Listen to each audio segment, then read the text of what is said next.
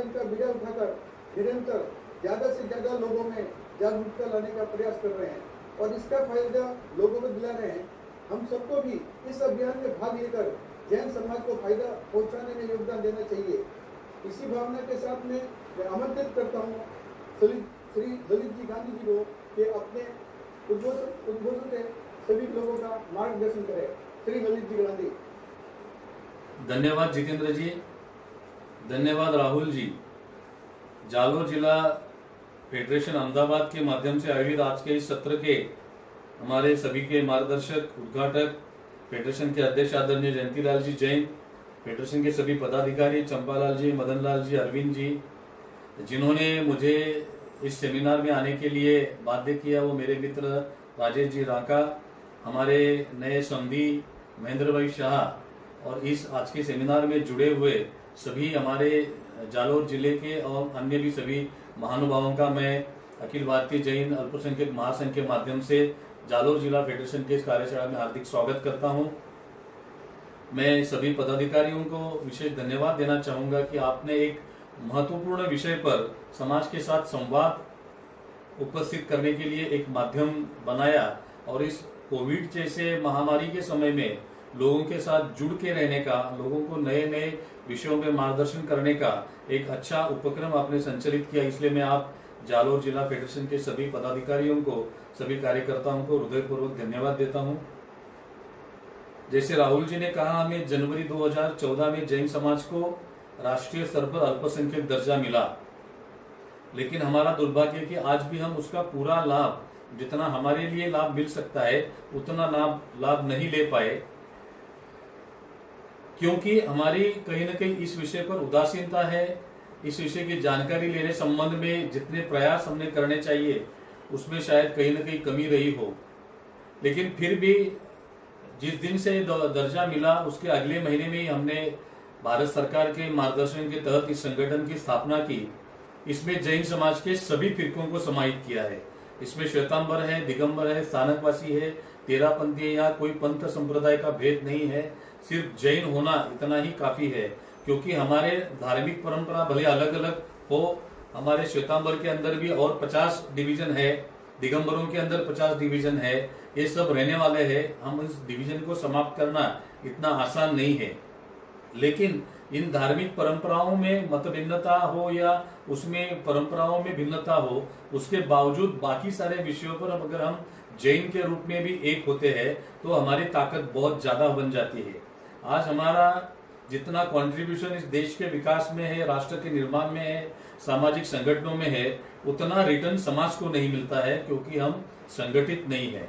अखिल भारतीय जैन अल्पसंख्यक महासंघ ने इसी कमी को पूरा करने का प्रयास किया है और पिछले 6 वर्षों में हमें बहुत अच्छी सफलता इसके अंदर मिली है। भारत के लगभग अंडमान निकोबार को छोड़े तो सभी राज्यों का मैंने इन 6 वर्षों में 1 बार, 2 बार या 3 बार कई स्थानों का दौरा किया है। अहमदाबाद में भी मेरे 2-3 बड़े सेमिनार हुए हैं।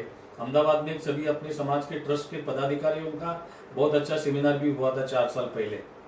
इस श्रृंखला के माध्यम से समाज के लोगों तक इसका लाभ और अधिकार की जानकारी पहुंचाए, लोगों को संगठित करे और कहीं ना कहीं हमारे अंदर जो अलग अलग डिविजन्स है या दिगंबर श्वेतांबर पंथ संप्रदाय के विवाद है उसे कम करके हम एक प्लेटफॉर्म पे एकत्रित हो, इसका हमने प्रयास किया है और हमें बहुत अच्छी सफलता इसमें मिली है।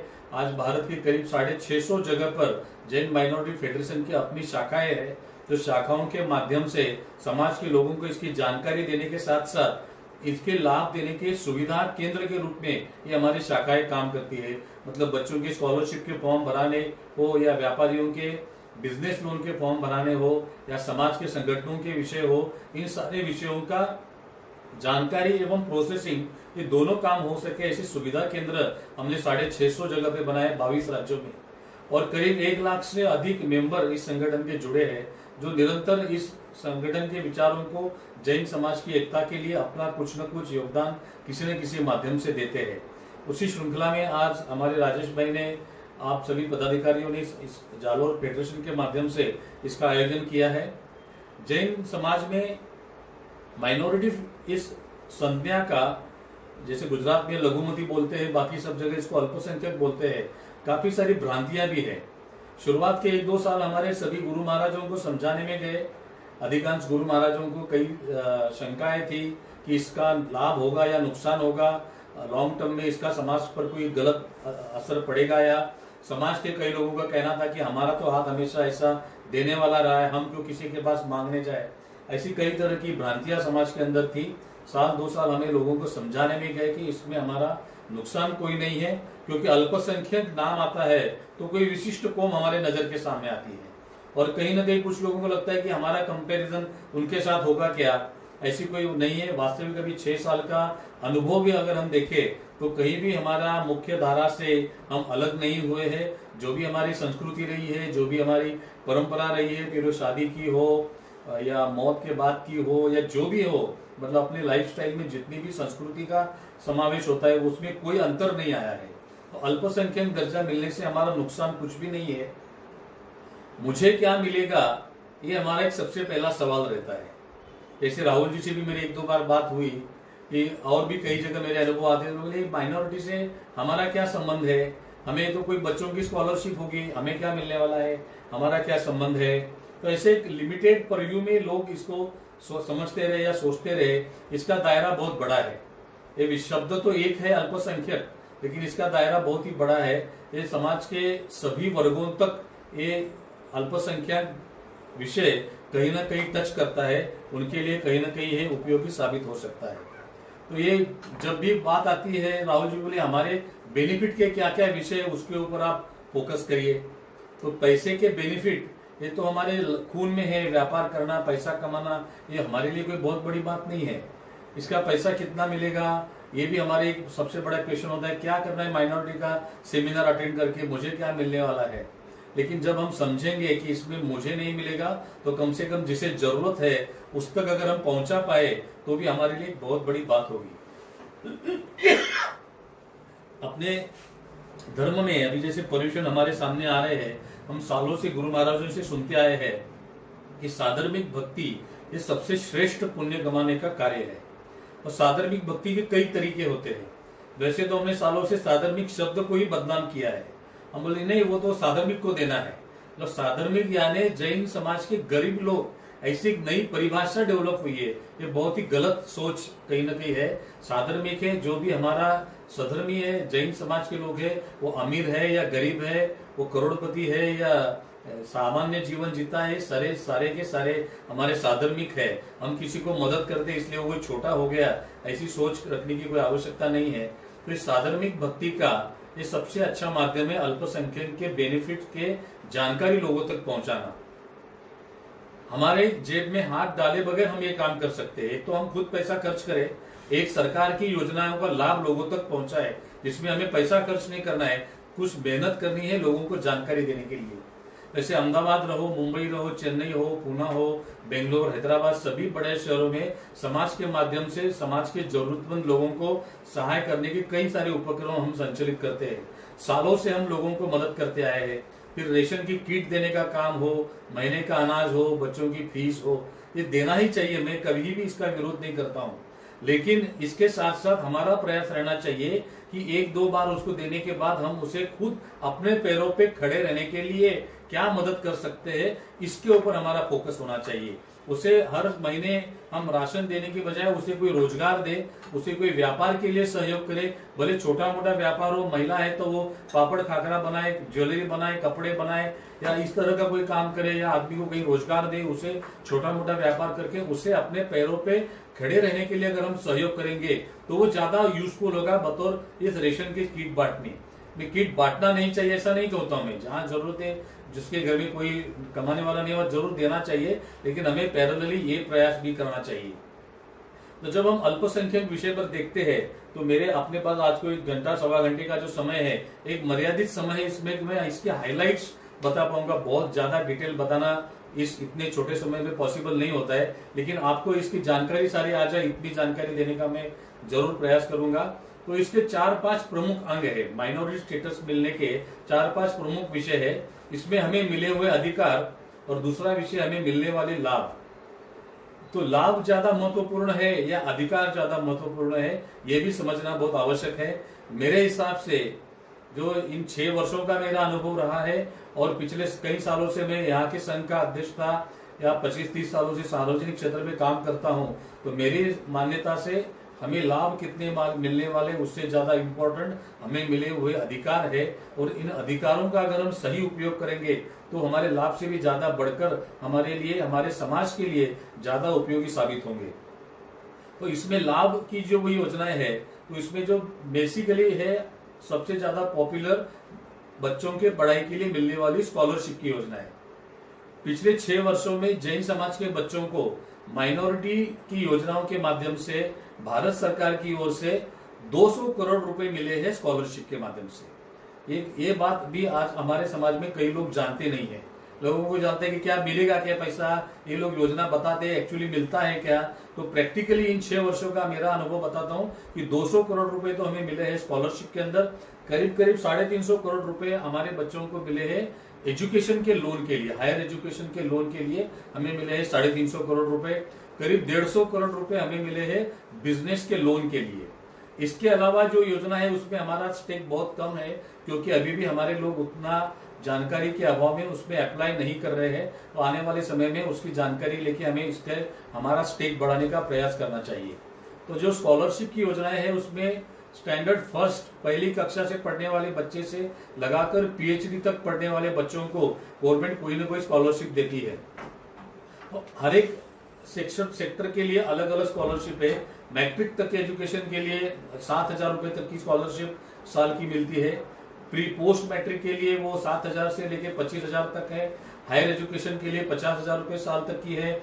यूपीएससी या स्टेट कॉम्पिटिटिव एग्जाम होती है उसके लिए 50,000 रुपए की स्कॉलरशिप है। चार्टर्ड अकाउंटेंट, एमबीए ऐसे प्रोफेशनल एग्जाम्स के लिए 25,000 रुपए साल, ऐसे 2 साल स्कॉलरशिप गवर्नमेंट देती है। और उसके पोस्ट ग्रेजुएशन में एमफिल, पीएचडी इस टाइप का अगर एजुकेशन कोई बच्चे करते हैं तो उन्हें 1 साल का 1 लाख रुपए और 2 साल के 2 लाख रुपए ऐसी स्कॉलरशिप देने का प्रोविजन है। और ये सारी स्कीम नॉर्मली अगस्त में शुरू होती है और नवंबर तक उसके एप्लीकेशन किए जाते हैं। इस बार कोरोना के कारण अभी तक इसको पोर्टल ओपन नहीं किया है गवर्नमेंट ने, हो सकता है सितंबर में इसका पोर्टल ओपन होगा। तो ये सारी जानकारी है। जैन माइनॉरिटी फेडरेशन का जो फेसबुक ग्रुप है उसके ऊपर सारे अपडेट्स आते रहते हैं। गवर्नमेंट की जितनी भी स्कीम नई नई आती रहती है उसके ओपनिंग डेट्स क्या है, फॉर्म कैसे होते हैं, कहाँ भरे जाते हैं, लास्ट डेट क्या है, ये सारी जानकारी फेसबुक ग्रुप के माध्यम से अपडेट की जाती है। यूट्यूब जो चैनल है हमारा जैन माइनॉरिटी फेडरेशन का, वो भी आप लोग जरूर सब्सक्राइब करें, उसमें भी सारे वीडियोस शेयर किए जाते हैं समय समय पर। तो ये स्कॉलरशिप का एप्लीकेशन ऑनलाइन होता है, जो गवर्नमेंट का पोर्टल है। इसकी सारी डिटेल जानकारी एक एक स्टैंडर्ड की हमारी वेबसाइट के ऊपर भी दी हुई है, www.aijmf.in। मैं चैट बॉक्स में देने का प्रयास करूंगा। अभिषेक जी, अगर आपको पॉसिबल है तो आप भी जरूर शेयर करें। www.aijmf.in इस वेबसाइट पे सारी जानकारी दी हुई है। और उसके ईमेल पर हमारी टेक्निकल टीम काम करती रहती है। संडे को छोड़ के बाकी जो भी मेल आते हैं वो सारे विदिन 36 आवर रिप्लाई किए जाते हैं। मतलब किसी भी स्कीम की आपकी कोई क्वेरी है, इसका एप्लीकेशन कहाँ करना है, उसके ऑफिस का एड्रेस क्या है, ये जो भी जानकारी अगर ज्यादा चाहिए तो वो वेबसाइट ईमेल के ऊपर आप भेजते हैं जैन माइनॉरिटी फेडरेशन के, तो आपको विदिन 36 आवर उसका रिप्लाई भी मिलता है। तो इस स्कॉलरशिप के माध्यम से जब 2014 में हमें माइनॉरिटी का स्टेटस मिला, वो पहले साल 16,000 बच्चों ने अप्लाई किया था। तब हमारे लिए कोटा था 30,000 बच्चों का। तो पूरे भारत में जो कोटा होता है वो पॉपुलेशन बेस पे है। जो 6 माइनॉरिटी कम्युनिटीज है वो 30 लाख की टोटल स्कॉलरशिप थी। उस समय हमारा कोटा पॉपुलेशन का जो 2% का था उसके आधार पर 60,000 बच्चों को टोटल स्कॉलरशिप मिलती है। तो पहले साल वो हमारा कोटा 30,000 ही था। तब हमारे एप्लीकेशन गए थे 16,000, क्योंकि हमें एप्लीकेशन कहाँ करना है पता नहीं था, उसकी प्रोसेस क्या होती है, जैन होने का सर्टिफिकेट कौन देगा, इनकम सर्टिफिकेट कौन देगा, ऐसे कई सारे इश्यूज हमारे बच्चों के सामने आए। तो 2 साल के अंदर जब हमने लोगों में अवेयरनेस बढ़ाया तो पिछले साल हमारे एप्लीकेशन गए हैं 4 लाख। हमारा कोटा है 60,000 और हमारे एप्लीकेशन गए 4 लाख। अब हम गवर्नमेंट के साथ हमारा निरंतर संपर्क शुरू है हमारा कोटा बढ़ाने का। हमारा कोटा बढ़ाने में सबसे बड़ी दिक्कत है हमारा रॉन्ग सेंसस। आज हम पूछते हैं कि जैन समाज का पॉपुलेशन कितना है, तो भारत सरकार के रिकॉर्ड में वो 45 लाख है। और हम प्राइवेट में पूछेंगे तो हर आदमी अलग अलग जवाब देता है। पिछले 6 वर्षों में मैंने जो डाटा कंपाइल किया है पूरे भारत से, तो मेरे पास जो भी डाटा अवेलेबल है उसके आधार पे मैं कह सकता हूं कि भारत में आज के डेट में सारे जैन मिला के हमारा पॉपुलेशन है 2 करोड़। अगर ये पॉपुलेशन ऑफिशियली रिकॉर्ड पे आएगा तो आज हमारे लिए जितना फंड अलॉटमेंट होता है उसका सीधा 4 गुना बढ़ेगा। मतलब जो 60,000 स्कॉलरशिप मिलती है वो सीधी 2.5 लाख बच्चों को स्कॉलरशिप मिलेगी। आज हमारे लिए 300 करोड़ रुपए एनुअल फंड एलोकेशन मिलता है, वो सीधा 1200 करोड़ होगा। मतलब एक हमारा सेंसस अगर प्रॉपर होता है तो हमारा एलोकेशन सीधा 4 गुना बढ़ सकता है। तो आने वाले साल में जब ये सेंसस आएगा गवर्नमेंट का, तो मैं जालोर फेडरेशन हो भी जितने भी लोग इसमें जुड़े हैं, जो भी संगठनों से जुड़े हैं अलग अलग, उन सभी से अनुरोध करूंगा इस विषय पर हमें बिल्कुल ध्यान देना है कि जब भी सेंसस आएगा तब रिलीजन के कॉलम पे हमें श्वेतांबर दिगंबर ऐसा कुछ भी नहीं लिखना है, सिर्फ जैन लिखना है। रिलीजन के कॉलम पे अगर संभव है तो कास्ट के कॉलम में भी जैन लिखिए, वहां गुजराती, मारवाड़ी, ओसवाल, पोरवाल कुछ नहीं लिखना है, सिर्फ जैन लिखना है। आपके नाम में आप जैन लिखते कि नहीं लिखते उसका कोई फर्क नहीं पड़ता है, क्योंकि वो नाम के ऊपर से कोई काउंट नहीं होता है, काउंट होता है रिलीजन के कॉलम से। और दूसरा कास्ट बेस्ड सेंसस में काउंट होता है कास्ट के कॉलम से। तो हमारे लिए सबसे इंपॉर्टेंट है रिलीजन कॉलम की जानकारी भरना। और मेरा सभी से अनुरोध है आप विशेष ध्यान देना है कि उसमें जैन ही भरना है, बाकी कोई सब डिवीजन लिखना नहीं है। हम श्वेतांबर है, मूर्ति पूजक है, 1 तिथि वाले है या 2 तिथि वाले है, 3 थुई वाले है या 4 थुई वाले है, कौन से गुरु महाराज को मानते हैं, कुछ लिखने का नहीं है। हमको सिर्फ और सिर्फ जैन लिखना है रिलीजन और कास्ट के दोनों सेक्शन में, तभी हमारी एक्चुअल फिगर गवर्नमेंट के पास आएगी। और जब हमारी 2 करोड़ की पॉपुलेशन ऑफिशियली रिकॉर्ड पे आएगी तो हमारा एलोकेशन तो बढ़ेगा ही बढ़ेगा, पॉलिटिकली भी हमारी ताकत बढ़ेगी। भले आज कितना भी हम कहते हो, लेकिन आज हमारी पॉलिटिकली ताकत 0 हो गई है। देश आजाद हुआ तब पहले पार्लियामेंट में 54 जैन एमपी थे। आज ये स्थिति है कि लोकसभा का एक भी टिकट भी किसी पार्टी ने दिया नहीं जैन को। चुन के आना आगे की बात है, लेकिन किसी भी पार्टी ने एक भी जैन आदमी को लोकसभा का टिकट दिया नहीं। ये हमारी प्रगति है। 54 एमपी कहाँ थे, आज हमारा एक भी लोकसभा में एमपी नहीं है। राज्यसभा में 1 एमपी है, अब पता नहीं उनके टर्म होने के बाद और कितने बढ़ेंगे या वही भी कम होगा। 1 या 2 एमपी है, 1 ही है, 2 तो नहीं। मेघराज जी का भी टर्म पूरा हो गया, उनको वापस रिपीट नहीं किया गया। सिर्फ अनिल जैन 1 ही राज्यसभा में आज जैन समाज के एमपी है। एक जमाना था जब भारत के सरकार में जैन मिनिस्टर कंपलसरी होता था, ये पहली बार ऐसा हुआ। जो लोग हम हमारी सरकार समझते हैं, इस सरकार में जैन समाज का पिछली गवर्नमेंट में 2014 से 2019 से अब तक जैन समाज का मिनिस्टर भी नहीं है, जैन समाज का एमपी भी नहीं है। तो कहीं ना कहीं हम अगर मजबूत रहेंगे, संगठित रहेंगे, तो ही सरकार हमारी आवाज सुनेगी। और हमारा जो भी पॉलिटिकल प्रेजेंस होना चाहिए वो नहीं होने से कई जगह पे हमें नुकसान भी उठाना पड़ता है। तो इन सारे विषयों को हमें सेंसस के टाइम पे खास सीरियसली ध्यान देना है, तभी हमें हमारे अधिकार भी मिलेंगे और लाभ भी मिलेंगे। तो जैसे मैंने बताया, स्कॉलरशिप में हमारे एजुकेशन के लिए एलोकेशन होता है, वो 30,000 की स्कॉलरशिप उन्हें 60,000 करवा ली। पिछले 4 साल से गवर्नमेंट के साथ बैठ के जब ये 6 के 6 माइनॉरिटी कम्युनिटी का अलॉटमेंट होता है, जो किसी भी कम्युनिटी का बैलेंस बचता है वो लगातार प्रभु की कृपा है, गुरु महाराजों का आशीर्वाद है, हमने बाकी कम्युनिटी का बैलेंस बचे हुए स्कॉलरशिप जैन कम्युनिटी में कन्वर्ट करने में हमें सफलता मिली है। और लगातार 4 साल 90,000 से अधिक जैन छात्रों को स्कॉलरशिप दिलवाने में हमें सफलता मिली है। तभी जाके 200 करोड़ का अमाउंट जैन समाज के छात्रों को स्कॉलरशिप के माध्यम से मिला है। वैसे तो आज अहमदाबाद में है या बड़े बड़े शहरों में हम बच्चों को स्कूल के फीस के लिए समाज के माध्यम से भी मदद करते हैं, जरूर करनी चाहिए, उसमें कोई दो राय नहीं है। लेकिन ये सरकार का जो भी सहयोग मिलता है वो भी लेने का जरूर हमने प्रयास करना चाहिए। बहुत बार समाज के छात्रों को पता नहीं होता है या एप्लीकेशन करने की सुविधा नहीं होती है, तो एक सुविधा अगर हम निर्माण करके दे सकते हैं कंप्यूटर, ईमेल, इंटरनेट कनेक्शन के साथ 1-1.5 महीने के लिए हमको ये व्यवस्था करनी है। 1-1.5 महीना ये पोर्टल ओपन रहता है, 1.5 या मैक्सिमम 2 महीने तक हम एक्सटेंड करा सकते हैं उसको। तो उतने टाइम के लिए अगर हमें सुविधा प्रोवाइड करते हैं समाज के लोगों को, तो मैक्सिमम लोग इसका लाभ उठा पाएंगे। ये स्कॉलरशिप का बेनिफिट मिलता है। इसके बाद हमारे लिए दूसरा सबसे बड़ा जो फोकस रहता है हमारा व्यापार।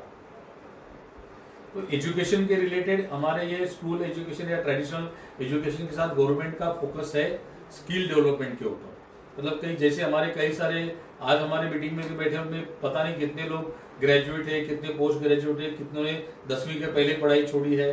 तो यंग जनरेशन तो बहुत अच्छी पढ़ाई करता है, लेकिन आज से 10 साल पहले तक हमारे समाज में पढ़ाई का रेशियो उतना नहीं था जितना आज है। तो कई बार लोगों ने पढ़ाई अधूरी छोड़ी है, तो बिजनेस करने में हिचकिचाता है या उससे कोई स्पेशल एक्सपर्टीज नहीं है, तो अच्छा जॉब भी नहीं मिलता है। तो गवर्नमेंट ने फोकस किया इन 5 वर्षों में स्किल डेवलपमेंट के ऊपर, और पर्टिकुलर माइनॉरिटी कम्युनिटी के लिए इसके लिए अलग अलग योजनाएं बनाई है। तो हमारे बच्चों को स्किल डेवलपमेंट के अंदर, मतलब युवाओं को, महिलाओं को, किसी भी एज के लोगों को, सभी के लिए स्कीम अवेलेबल है। मतलब 5,000 रुपए जिसकी फीस होती है, ऐसा कंप्यूटर का ट्रेनिंग हो या डायमंड या ज्वेलरी मेकिंग का 1 लाख रुपए फीस वाला कोर्स हो, ये सारी कॉस्ट 100% गवर्नमेंट पे करती है। आपको ये स्किल का एजुकेशन 100% फ्री में अवेलेबल करके दिया जाता है गवर्नमेंट की ओर से। और ये एजुकेशन लेने के बाद अगर वो आपको वो बिजनेस शुरू करना है, तो वो बिजनेस शुरू करने के लिए बिजनेस लोन दिया जाता है। सेंट्रल गवर्नमेंट में हमने गवर्नमेंट के साथ बैठ के, पहले स्कीम 5 लाख रुपए की थी 2014 तक। उस समय नजमा हेपतुल्ला कैबिनेट मिनिस्टर थी। All India Jain minority federation उनके साथ एक रिव्यू मीटिंग में विषय रखा कि जैन समाज के लोग 5 लाख रुपए में कोई बिजनेस नहीं कर पाएंगे, क्योंकि नॉर्मली अगर छोटा सा बिजनेस भी करना है तो एक 15-20 लाख रुपए का कैपिटल आवश्यक होता है। तो हमने काफी सारे विषय उनके पास रखे कि ये हमारे लिए सुटेबल नहीं है ये आपकी स्कीम। तो ये स्कीम की लिमिट बढ़ानी चाहिए। भरत सर फोन नंबर दे देना। तो ये हमने गवर्नमेंट के पास जब रखा कि हमारे बिजनेस का स्ट्रक्चर कैसा होता है, किस टाइप की हमारे लिए लोन की आवश्यकता है, तो उन्होंने, नजमा हेपतुल्ला जी ने, जो हालांकि एक मुस्लिम मिनिस्टर थी, लेकिन जैन समाज के लिए उनकी इतनी अपार श्रद्धा थी कि जितने भी विषय हमने उनके साथ जो 4-5 मीटिंग के उसके अंदर रखे, एक भी प्रपोजल हमारा रिजेक्ट नहीं हुआ कभी भी। जो हमने तभी बिजनेस लोन का विषय उनके पास रखा, तो उन्होंने 2 IAS ऑफिसर जो उस सेक्शन को देखते थे उसको हमारे साथ अटैच करके दिया कि आप अलग से मीटिंग करके इसका लिमिट डिफाइन करो। जब हमने मीटिंग शुरू की तब हमने बताया, नॉर्मली मैं 30-35 सालों से गवर्नमेंट के साथ काम करता हूं, तो मेरा अपना एक एक्सपीरियंस है कि गवर्नमेंट के पास जितना मांगते हैं उतना कभी नहीं मिलता है। 1 रुपये मांगेंगे तो 4 आना मिलता है। नॉर्मली गवर्नमेंट का एक वर्किंग का स्टाइल है। तो उन्होंने जब पूछा कि ये 5 लाख कम है तो कितना होना चाहिए, तो मैंने काफी सारा स्टडी किया था, कई लोगों से डिस्कस किया था, तो सबका एक ओपिनियन था कि 15-20 लाख रुपए का कम से कम लोन का अगर प्रोविजन होता है, तो हम एक छोटा सा दुकान लेके 2-5 लाख का फर्नीचर करके 5 लाख का कैपिटल माल के लिए डाल के हमारा बिजनेस कर सकते हैं, खुद की छोटी दुकान लेके। तो एक 15-20 लाख की एक्सपेक्टेशन सबकी थी कि लोन उतना कम से कम होना चाहिए। तो मीटिंग में मैंने रखा कि हमको 50 लाख रुपए होना चाहिए लोन की लिमिट। जब मैंने 50 लाख कहा तो वो ऑफिसर मेरे सामने ऐसे देख रहे कि पागल आदमी आके बैठा है। तो बोले, यार आप मिनिस्टर ने भेजा है डिस्कस करने के लिए, बात तो ठीक है, लेकिन आप कुछ तो उसका लॉजिक सोचो। 5 लाख की लिमिट आप सीधा 50 लाख बोलते हैं, क्या लॉजिक है इसका? एक 10 लाख 15 लाख के तो हम फिर भी समझ जाते थे। उन्हें काफी सारे मैंने अरिथमेटिक करके समझाए कि कैसे बिजनेस होते हैं और कैसा हमारा कैपिटल चाहिए। काफी सारा 1.5 घंटा मीटिंग के बाद वो 30 लाख पे तैयार हो गए कि नहीं, अभी हम 50 तो नहीं कर पाएंगे, हम 30 लाख की ये स्कीम बना देते हैं। तो मेरा तो पर्पस सर हो गया, मुझे अपेक्षा 15 या 20 लाख की थी, तो उन्होंने 30 लाख की स्कीम मंजूर की। 2015 में वो स्कीम सैंक्शन हुई है, जो पूरे भारत के लिए एप्लीकेबल है। अनफॉर्चुनेटली गुजरात में अभी भी उसका इम्प्लीमेंटेशन नहीं हो रहा है। हमारा प्रयास चल रहा है, अभी ये लॉकडाउन के बाद हमारी सीएम के साथ एक मीटिंग होगी इसके लिए कि गुजरात में भी इसका इम्प्लीमेंटेशन हो। 6% इंटरेस्ट से 5 साल के पीरियड से 30 लाख रुपए का लोन गवर्नमेंट देती है नया बिजनेस शुरू करने के लिए। कोई भी हमारा यूथ कोई भी स्किल का ट्रेनिंग लेता है, पढ़ाई पूरी करता है, या कोई पढ़ाई का कंडीशन नहीं है उसके लिए, कोई भी बिजनेस शुरू करना चाहते हैं, जेंट्स हो या लेडीज हो, उन्हें 30 लाख रुपए तक का बिजनेस लोन मिलेगा। 5 साल का उसका रीपेमेंट पीरियड है। पहले 6 महीने उसको कोई रीपेमेंट नहीं करना है, उसके बाद उसको इक्वल इंस्टॉलमेंट्स में उसको रीपेमेंट करना है। ये हमारे लिए बिजनेस लोन की स्कीम है। हमारे एजुकेशन के लिए गवर्नमेंट पैसा देती है, हमारे बिजनेस के लिए पैसा देती है, और हमारा स्किल डेवलपमेंट का ट्रेनिंग के लिए भी गवर्नमेंट पैसा देती है। गवर्नमेंट ने हमारे महिलाओं के विकास के लिए भी कई सारी योजनाएं बनाई है। उसमें महिलाओं के लिए सेल्फ हेल्प ग्रुप या जैसे सखी मंडली बोलते हैं, कोई बचत गट बोलते हैं, अलग अलग नाम देते हैं उसको। तो बचत गट के माध्यम से अगर महिलाएं समूह के रूप में मिलकर अगर कोई काम करती है, जैसे कोई पापड़ अचार जैसी चीजें बनाने हो, या ज्वेलरी कपड़े या ऐसा कोई भी मैन्युफैक्चरिंग करना हो, तो 20 महिलाओं के ग्रुप को 30 लाख रुपए का लोन दिया जाता है और उसका एनुअल इंटरेस्ट 3% है। 3% एनुअल इंटरेस्ट है महिलाओं के बचत गट के लिए। एक महिलाओं को 1.5 लाख रुपए के रेशो से 20 महिलाओं को 30 लाख रुपए का लोन दिया जाता है। उसका भी रीपेमेंट पीरियड 5 साल का है। और इसमें महिलाओं को लोन देने के पहले उनको कोई सीखना है, अगर उसको कोई नॉलेज नहीं है तो उसको अलग अलग एरिया में स्किल डेवलपमेंट का ट्रेनिंग भी गवर्नमेंट फ्री प्रोवाइड करती है। उसके लिए जितना भी फीस है वो सारे फीस गवर्नमेंट पे करती है महिलाओं के लिए भी। महिलाओं के लिए गवर्नमेंट एक एडिशनल सुविधा दी है, महिलाएं जो भी चीजें बनाती है उसको बेचने की व्यवस्था, ये सबसे बड़ा चैलेंज होता है। महिला बना तो सकती है, प्रोडक्शन कर सकती है, लेकिन उसको बेचेगा कैसे, कहाँ बेचेगा, एक बड़ा समस्या होता है। तो उसके लिए गवर्नमेंट ने पहले 2015-16 में 2 साल बड़े शहरों में हुनर हाट के नाम से एग्जीबिशन ऑर्गेनाइज किए। जैसे बॉम्बे, दिल्ली, मद्रास, कलकत्ता, बेंगलोर, हैदराबाद, ये सारे मेट्रो सिटीज में हुनर हाट के नाम से एग्जीबिशन, बड़े एग्जीबिशन होते हैं। गवर्नमेंट बहुत बड़े लेवल पे उसका मार्केटिंग करती है, ब्रांडिंग करती है और लाखों लोग उसको 5 दिन में विजिट करते हैं। 5 दिन का रखते हैं हुनर हाट। आपने पिछले साल देखा होगा तो प्रधानमंत्री दिल्ली के हुनर हाट में गए थे, कोई नाश्ता कर रहे थे, वो काफी वीडियो वायरल हुआ था नरेंद्र मोदी जी का। तो दिल्ली के हुनर हाट में, ऐसे हुनर हाट भारत के सभी मेट्रो सिटी में ऑर्गेनाइज करते हैं और वहां हमारी महिलाओं को स्टॉल, जिसका नॉर्मल कोर्स में भाड़ा 50,000 से 1 लाख होता है, वो स्टॉल फ्री में दिए जाते हैं। कोई भाड़ा गवर्नमेंट उसका नहीं लेती है महिलाओं के लिए। और 2 महिलाओं को वहां अलाउड किया जाता है और उनका आने जाने का खर्चा गवर्नमेंट देती है। और एक महिला को दिन का 2,000 रुपए खर्चे का, 2 महिलाओं को 4,000 रुपए दिन का खर्चे का वो अलग से गवर्नमेंट पेमेंट देती है। और उस स्टॉल में आप अपने प्रोडक्ट जो बनाते हैं वो बेच सकते हैं, या मार्केट से ट्रेडिंग करने के प्रोडक्ट भी आप वहां पर हुनर हाट में एग्जिबिट करके बेच सकते हैं। और पिछले साल हमने गवर्नमेंट को रिक्वेस्ट किया कि अभी ये छोटे सिटीज में भी इस हुनर हाट को ऑर्गेनाइज करो, तो इस साल उन्होंने Tier 2 सिटीज में भी ये ऑर्गेनाइज करने का कमिटमेंट दिया है। अब कोरोना के बाद, एक खुलने के बाद वो ऑर्गेनाइज होगा।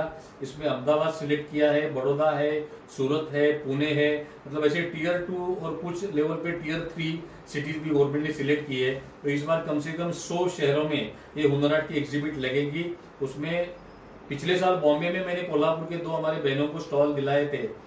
उन्हें एक महिला का वहां 5 दिन का बिजनेस था 28 लाख रुपए, 28 lakh rupees she sold material in that 5 days exhibition. तो ये बहुत बड़े लेवल पे गवर्नमेंट उसका मार्केटिंग करती है उस एग्जीबिशन का। और हमारे लिए, हमारे बहनों के लिए बहुत अच्छी अपॉर्चुनिटी होती है उनके प्रोडक्ट बेचने के लिए।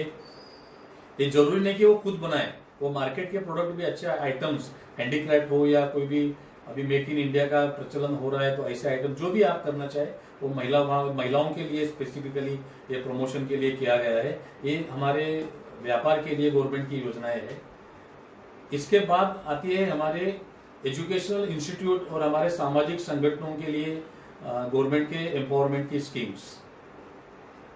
हमारे समाज के अगर एजुकेशन इंस्टीट्यूट, स्कूल चलाते हैं, कोई कॉलेज चलाते हैं हम, तो उसको गवर्नमेंट फंडिंग करती है। अगर आपकी एग्जिस्टिंग स्कूल है, वहाँ कंप्यूटर लैब लगाना है तो 5 लाख रुपए है, लाइब्रेरी बनानी है तो 5 लाख रुपए है, आपको कोई फ्लोर बढ़ाना है, एक्सपांशन करना है तो एक फ्लोर के लिए 20 लाख रुपए का अनुदान गवर्नमेंट देती है। हॉस्टल बनाना है बच्चों के लिए तो 50 लाख रुपए का अनुदान दिया जाता है। टेक्निकल इंस्टीट्यूट बनाना है तो 3 करोड़ रुपए तक का अनुदान मिलता है। ये सारे पैसे नॉन रिफंडेबल है। गवर्नमेंट चाहते हैं कि माइनॉरिटी कम्युनिटी अपने खुद के एजुकेशन इंस्टीट्यूट खड़े करे, वहां उनके बच्चों को, समाज के बच्चों को अच्छी पढ़ाई मिले, तो हमें बाहर कहीं एजुकेशन के लिए जाने की जरूरत नहीं पड़ेगी, डोनेशन देने की जरूरत नहीं पड़ेगी। हमारे बच्चों को एडमिशन भी इजीली मिलेगा, उन्हें अच्छे से अच्छा एजुकेशन भी हम दे पाएंगे। और आज के डेट में बच्चों का एजुकेशन और हमारा बिजनेस, ये 2 हमारे टॉप प्रायोरिटी के सब्जेक्ट है। तो गवर्नमेंट जैसे स्कॉलरशिप देती है, वैसे हमारे इंस्टीट्यूट एम्पावर करने के लिए भी गवर्नमेंट पूरा सपोर्ट करती है। और ये 2 लाख से लगाकर 3 करोड़ तक की सारी स्कीम ये 1991 के प्रोविजन है। अब हमारा कोशिश चल रहा है रिवाइज करने का, हो सकता है आने वाले समय में ये 10 करोड़ तक के लिमिट बन जाएंगे इसके इंस्टीट्यूशनल एम्पावरमेंट के लिए। तो हमारे एजुकेशन इंस्टीट्यूट खड़ा होना चाहिए, जैसे अहमदाबाद में भी अपने समाज की स्कूल चलती है, तपोवन में चलते हैं, ऐसे इंस्टीट्यूट को भी इसका बेनिफिट मिल सकता है। या हमने नए भी इंस्टीट्यूट अगर बनाना चाहे तो उसके लिए भी हम उसके नॉर्म्स अगर हम उसमें क्वालिफाई होते हैं तो हम नए इंस्टीट्यूट के लिए भी ये बेनिफिट ले सकते हैं।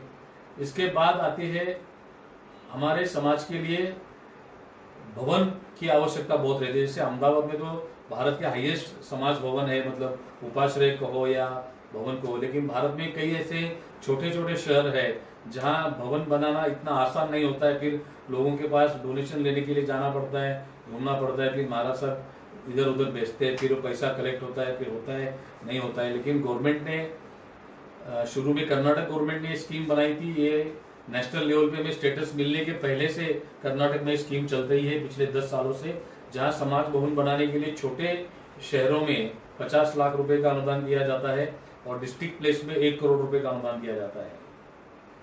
उसके बाद हमने वो काफी सारा प्रयास किया भारत सरकार के साथ, सभी राज्य सरकारों के साथ। तो आंध्र सरकार ने ये स्कीम एक्सेप्ट की, हमारा प्रपोजल, वहां ये स्कीम शुरू हो गई। तेलंगाना में ये स्कीम शुरू हो गई और 2 साल पहले पश्चिम बंगाल में भी स्टेट गवर्नमेंट की तरफ से ये स्कीम शुरू हुई। पश्चिम बंगाल में भी ऐसा ही रहा, हमारा काफी सारा डिबेट होने के बाद उन्होंने 75 लाख रुपए की स्कीम बंगाल स्टेट में अप्रूव की, स्टेट गवर्नमेंट की तरफ से समाज का भवन बनाने के लिए 75 लाख रुपए का अनुदान दिया जाता है। और 4-5 सालों के हमारे निरंतर प्रयासों के बाद अभी जो हमारे कैबिनेट मिनिस्टर है मुख्तार अब्बास नकवी, उन्होंने पिछले साल प्रधानमंत्री से इंटरवेन करवा के पूरे भारत में अब ये स्कीम एप्लीकेबल है। पूरे भारत में कहीं भी हमें समाज भवन बनाना है तो भारत सरकार की ओर से 75 लाख रुपीस का अनुदान उसके अंदर मिलता है। एक बहुत बड़ी उपलब्धि है हमारे समाज के लिए। छोटे छोटे गांवों में जहां हमारे भवन नहीं है या नए भवन की आवश्यकता है या नए एरिया में हमारे समाज की कम्युनिटी सेटल हो रही, तो उस एरिया में भी ऐसे भवन की आवश्यकता है, तो वहां भी हमें लाभ लेने जैसा है। ऐसे कई सारे कम्युनिटी डेवलपमेंट की और भी स्कीम है जो प्रधानमंत्री जन कल्याण योजना माइनॉरिटीज के लिए अलग से बनी हुई है 15 पॉइंट प्रोग्राम के तहत। वहाँ अगर हमारी की कॉलोनी जैन कॉलोनी है तो वहाँ की रोड बनाने के लिए, वहाँ स्ट्रीट लाइट लगाने के लिए, वहाँ कोई सार्वजनिक हॉस्पिटल बनाना है तो उसके लिए अलग से योजनाएं हैं। इसके बाद हमने नजमा के पास एक प्रपोजल रखा था। जब हमारी दूसरी मीटिंग हुई, रिव्यू मीटिंग, जैन समाज को दर्जा मिलने के बाद आपको इसका बेनिफिट क्या मिला या जैन समाज की सरकार के पास से क्या अपेक्षा है, तब हमने उनको 4 प्रपोजल दिए थे। एक तो जैन समाज की जितनी धार्मिक पाठशालाएं चलती है उनके अध्यापकों की सैलरी के लिए गवर्नमेंट को एनुअल फिक्स ग्रांट प्रदान करे, ऐसा एक प्रपोजल दिया था। वो उन्होंने एक्सेप्ट नहीं किया, कोई टेक्निकल डिफिकल्टी का उसे हमें रिवाइज करके उसे अलग तरह से दे रहे अभी नया बना के। दूसरा हमने प्रपोजल दिया था विहार धाम के लिए। जैसे राजस्थान गुजरात छोड़ के कुछ हद तक महाराष्ट्र में सुविधा है, लेकिन कई ऐसे राज्य है जहाँ मीलों तक बिहार में कोई सुविधा साधु साध्वियों को नहीं मिलती है या कई तरह की दिक्कतें उन्हें आती है। तो 10 किलोमीटर पे एक विहार धाम बने, उसके लिए गवर्नमेंट एक लैंड और 10 लाख रुपए का अनुदान दे, वो अभी प्रोसेस में है, अभी तक वो स्कीम सैंक्शन नहीं हुई है। उसके बाद हमने एक और प्रपोजल दिया था, हमारे कई प्राचीन मंदिर है, जैसे हम राजस्थान को बिलोंग करते हैं तो राजस्थान के कई गांवों में हमारे धरोहर है, सालों सैकड़ों साल हजारों साल पुराने मंदिर ध्वस्त हो रहे क्योंकि वहां रहने वाले कोई लोग है नहीं, वहां हम उसको मेंटेन नहीं कर पा रहे। तो ऐसे जितने भी हमारे प्राचीन मंदिर है उनके जीर्णोद्धार के लिए गवर्नमेंट कुछ ना कुछ फंडिंग करे। और हमारे प्राचीन ग्रंथ है जो आज नष्ट हो रहे, जैसे अहमदाबाद गुजरात में 400 ग्रंथालय है, ज्ञान भंडार, लेकिन कई ज्ञान भंडार मैंने देखे वो प्रॉपरली मेंटेन नहीं होते, इसलिए वहां के प्राचीन ग्रंथ हमारे नष्ट हो रहे, कुछ न कुछ डैमेज हो रहे, तो उसको रिस्टोर करने के लिए गवर्नमेंट के तरफ से कुछ फंडिंग मिले, ऐसा हमने 2 प्रपोजल दिया था। तो वो प्रपोजल उन्होंने उसी मीटिंग में अप्रूव किया। 29 मई 2015 की वो मीटिंग थी। हमारी धरोहर नाम से उन्होंने स्कीम दी। हमारे प्राचीन जैन मंदिर 100 साल से पुराने मंदिर को वो प्राचीन की कैटेगरी में एक्सेप्ट करते हैं। प्राचीन मंदिर को जीर्णोद्धार के लिए 100% फंडिंग सेंट्रल गवर्नमेंट करेगी और हमारे प्राचीन ग्रंथों को रीराइट करने के लिए या उन्हें प्रॉपर मेंटेन करने के लिए जितना भी खर्चा आएगा वो गवर्नमेंट प्रोवाइड करेगी 100%। उसके साथ उन्होंने स्कीम बनाते समय 2 चीजें उनके तरफ से ऐड करके दी हमको। एक हमारा जैन धर्म, जैन इतिहास और जैन संस्कृति, इसका अगर हम कोई ऐसा म्यूजियम टाइप बनाना चाहे या फिक्स म्यूजियम या मोबाइल म्यूजियम, ऐसा कोई एग्जीबिशन टाइप हम प्रदर्शनी करे अलग अलग जगहों पर लोगों को अवेयर करने के लिए, हमारे समाज के नए जनरेशन को इसकी जानकारी देने के लिए। तो वो उसके लिए वो म्यूजियम बनाने के लिए 100% फंडिंग करेगी। उसको अलग अलग जगह जाके एग्जिबिट करने के लिए गवर्नमेंट 2 लाख रुपए पर एग्जीबिशन उसका कॉस्ट बेयर करेगी। ये उन्होंने उनके तरफ से ऐड किया। एक चीज और उन्होंने ऐड की, जो भी हमारे छात्र या कोई भी समाज के लोग जैन धर्म, जैन इतिहास और जैन संस्कृति में रिसर्च का काम करना चाहेंगे तो उन्हें 2 लाख रुपए का स्कॉलरशिप दिया जाएगा। ये 2 चीज उनके तरफ से ऐड करके हमारी धरोहर नाम के बहुत अच्छी स्कीम उन्होंने प्रोवाइड की। 29 मई को मीटिंग हुई थी और जुलाई 2015 में उन्होंने गवर्नमेंट जीआर के साथ वो स्कीम लॉन्च की। मतलब उनका कमिटमेंट 2 महीने के अंदर उन्होंने पूरा किया। बहुत रेयरली ऐसा हमें देखने को मिलता है कि कोई स्कीम हम मान ले गवर्नमेंट कमिटमेंट करती है, आश्वासन देती है, लेकिन वो इतने शॉर्ट समय में पूरा होता है। बहुत कम बार ऐसा देखने को मिलता है। लेकिन लकीली भगवान महावीर की कृपा है हम सबके साथ कि जैन समाज का कोई भी प्रपोजल हमने रखा है तो आज तक एक भी प्रपोजल रिजेक्ट नहीं हुआ और आज तक हमें वो करने के लिए 1 रुपए का खर्चा नहीं करना पड़ा। कहीं भी 1 रुपए का खर्चा किए बगैर जितने भी हमने समाज के प्रपोजल भेजे तो समाज के प्रपोजल अप्रूव हुए। पॉलिसी में जो सुधार करने के हमने रिकमेंडेशन किए वो सारे रिकमेंडेशन गवर्नमेंट ने एक्सेप्ट किए विदाउट स्पेंडिंग अ सिंगल पाई। ये भगवान महावीर की हमारे ऊपर इतनी असीम कृपा है कि लोग हमें वो मीटिंग में बोलते हैं आप जैन लोग हैं तो कोई देखने का काम ही नहीं है, आप कोई गलत काम कर ही नहीं सकते, आप तो सारे बहुत अच्छे लोग हैं। तो वो ऐसा सोचते हैं कि जैन समाज के लोग सारे अच्छे ही होते हैं, ईमानदार होते हैं, ये लोग कुछ गलत काम नहीं करते, झूठ नहीं बोलते। अब ये हमारे ऊपर है हम क्या करते हैं, कैसे करते हैं, हमारे आत्मचिंतन का विषय। लेकिन वो तो ऐसा समझते हैं कि ये सारे अच्छे लोग हैं, इसलिए हमारे किसी काम को कभी गवर्नमेंट में रुकावट ये 5 साल में तो मैंने कभी देखी नहीं है। तो एक बहुत बड़ी उपलब्धि हमें मिली है हमारी धरोहर के माध्यम से। लेकिन हमारा दुर्भाग्य ये है कि मुझे हर तीसरे महीने मिनिस्ट्री से फोन आते हैं कि ललित भाई आप बातें तो बहुत बड़ी बड़ी करते हैं, हमें ये चाहिए वो चाहिए, हमारा समाज ऐसा है वैसा है, लेकिन आपकी एप्लीकेशन ही नहीं आते है। आपने स्कीम अप्रूव करवा ली लेकिन एप्लीकेशन ही नहीं आए। इन 4 सालों में पिछले साल एक एप्लीकेशन गया है जैन समाज का, श्वेतांबर समाज का और एक गया है दिगंबर समाज का। हम इतने उदासीन है कि पैसा गवर्नमेंट दे रही है, हमारे मंदिर ध्वस्त हो रहे हैं, लेकिन हम एक पेपर वर्क करके अप्लाई भी नहीं कर सकते। जहां पेपर वर्क करने की बात आती है हम थक जाते हैं। गवर्नमेंट से कोई भी पैसा लेना है तो डॉक्यूमेंटेशन तो करना पड़ेगा। बिना पेपर लोगों को लगता है कि घर में आके मुझे मिलना चाहिए, तो ऐसा तो कभी मिलेगा नहीं। एप्लीकेशन तो करना पड़ेगा, बिना मांगे तो माँ भी हमको दूध नहीं देती है, कोई गवर्नमेंट पैसा कैसे देगी। उन्होंने स्कीम तो बनाई लेकिन मांगने का काम, पेपर वर्क करने का काम, हो सकता है उसमें थोड़ी दिक्कत भी आएगी, हमें पेपर वर्क करने में कठिनाई आएगी, एक बार हो सकता है रिजेक्ट भी होगा कोई टेक्निकल कारण के। लेकिन हमें ये तो प्रयास करना पड़ेगा कि थोड़ी मेहनत करेंगे तो बहुत बड़ा सहयोग हमारे समाज को हम इन योजनाओं के माध्यम से दिला सकते हैं। गवर्नमेंट के पास फंड की कोई कमी नहीं है और ये समाज के लिए जो योजनाएं बनाई है इसके लिए अलग से फंड के प्रोविजन है, तो वो बेनिफिट हमने सभी ने लेना चाहिए। और इन सारे लाभों की और भी छोटी छोटी बहुत सारी योजनाएं, मैं इतने शॉर्ट समय में हम लोग सब बातें बताना संभव नहीं होगा। इन लाभों की योजनाओं के माध्यम के साथ साथ मैं आपको हमें मिले हुए अधिकारों के बारे में बताना चाहता हूँ। मेरे हिसाब से वो ज्यादा इंपॉर्टेंट है।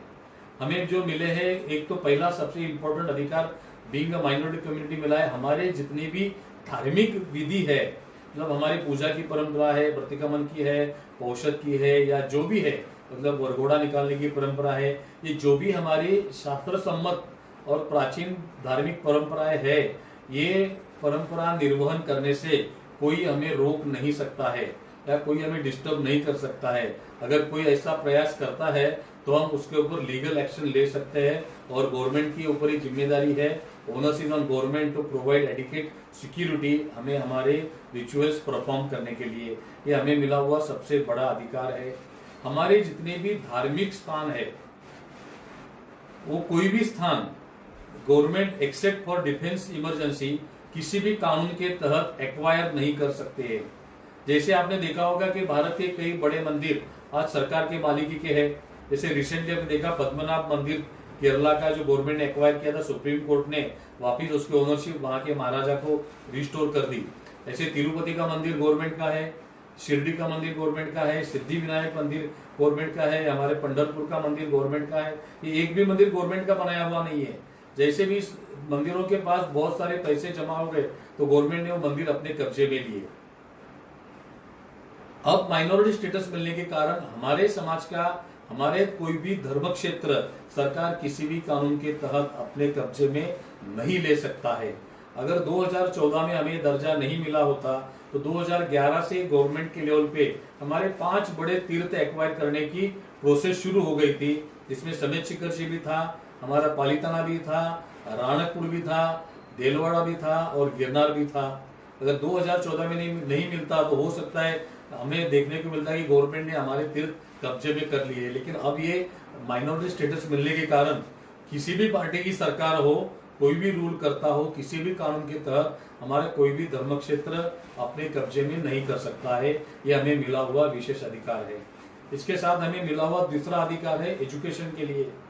हमारे जैन समाज के या माइनॉरिटी कम्युनिटी के जितने भी एजुकेशन इंस्टीट्यूट है उसके अंदर गवर्नमेंट मैनेजमेंट में इंटरवेन नहीं कर सकती है।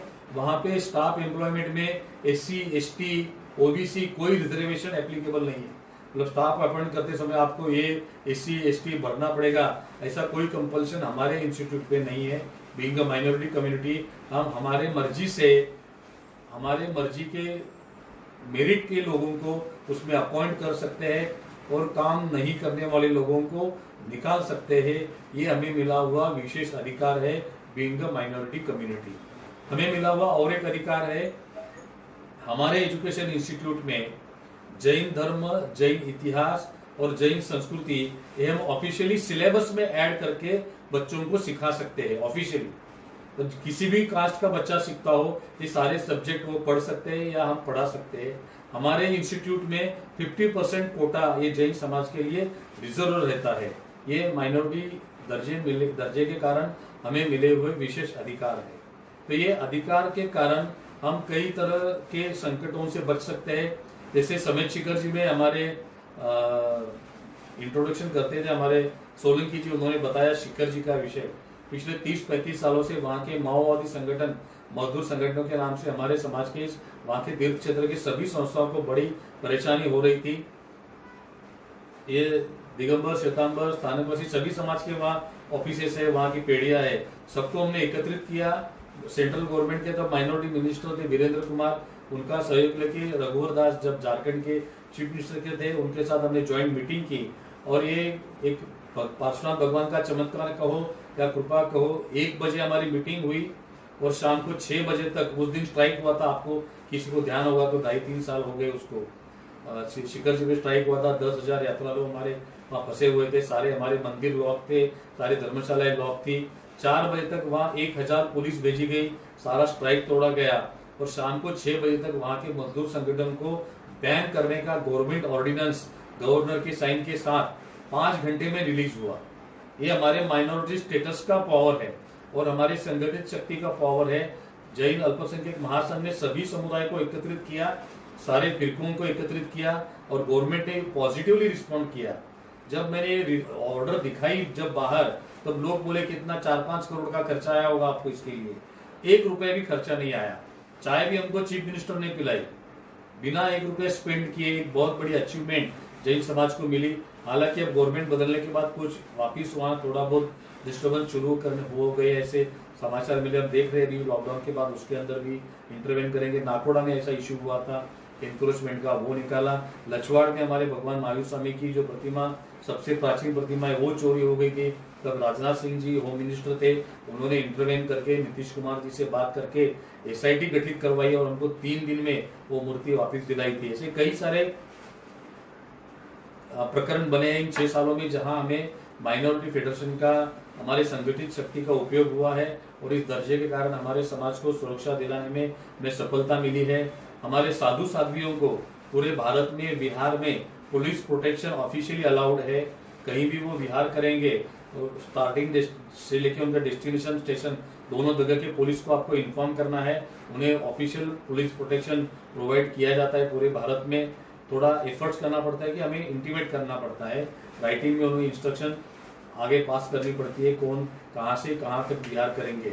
तो ये हमारे साधु साध्वियों की सुरक्षा के लिए भी काफी सारे प्रोविजन हमने लाए हैं, हमारे मंदिरों की सुरक्षा के लिए, हमारे धार्मिक अधिकारों की सुरक्षा के लिए, ऐसे कई सारे विषय है। और हमारे समाज के विकास के लिए ऐसे कई सारी योजनाओं के माध्यम से, सरकार के माध्यम से इन सारे योजनाओं का लाभ हमारे समाज को मिल सकता है। अभी भी हमें थोड़ा आवश्यकता है इसके अंदर वॉलंटियरिंग करने की, समाज के तक ये जानकारी पहुंचाने की और उसके जानकारी लेने की सुविधा के अंदर हमें निर्माण करने की। जैसे आपके यहाँ फेडरेशन का अगर कोई ऑफिस है या हमारे संघ के ऑफिस है, मंदिर के ऑफिस है, वहाँ एक सेक्शन बना के लोगों को ये सारी जानकारी देने की व्यवस्था अगर करे तो हमारे निरंतर ट्रेनिंग चलते रहते हैं। ऑफिस बेरर्स जो भी लोग ये काम सेवा देना चाहते हैं उनको स्पेशली अलग से हम ट्रेनिंग देते हैं, अलग एक एक योजनाओं का, उसके फॉर्मेशन कैसे होते हैं, फॉर्म कैसे भरे जाते हैं, एप्लीकेशन के प्रोसेस, ये सारी चीजों का स्पेशली ट्रेनिंग भी देने की व्यवस्था माइनॉरिटी फेडरेशन के माध्यम से की जाती है। मुझे लगता है मैंने इस समय की सीमा के अंदर जितनी जानकारी दे सकता हूँ उतना देने का प्रयास किया है और लगभग सभी सेक्टर मैंने कवर करने का प्रयास किया है। तो जयंतीलाल जी और राहुल जी से मेरा और जितेंद्र जी से अनुरोध है कि अगर हम क्वेश्चन आंसर के माध्यम से और भी कोई क्वेरीज है तो उसके माध्यम से लोगों की क्वेरीज क्लियर करते हुए, कोई अगर विषय छूटा भी है तो उसको एड्रेस करने का प्रयास करेंगे। जितेंद्र जी आप चार्टर्ड अकाउंटेंट भी है, तो एक सीए फैटर्निटी इसके अंदर की रोल प्ले कर सकती है कि इसमें सबसे बड़ी दिक्कत आती है हमारे समाज के लोगों को पेपर वर्क करने में, तो उसमें आप भी काफी अच्छी तरह से कंट्रीब्यूट कर सकते हैं। Thank you Jayantilal ji, Rahul ji, Jitendra ji.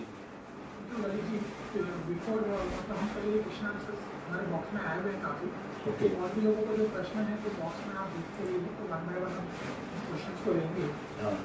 Sir, पहला ये है कि एक तो पहले सर एक वो जो वेबसाइट आपने कहा था उसका नाम फिर बोलेंगे तो मैं चैट पे लिख देता हूँ। www AIJMF all India Jain minority federation का शॉर्ट फॉर्म है AIJMF.in। तो this is the website for, इसमें माइनॉरिटी की रिलेटेड सारी योजना की डिटेल है, हर सेक्शन में आपको उसकी डिटेल मिलेगी।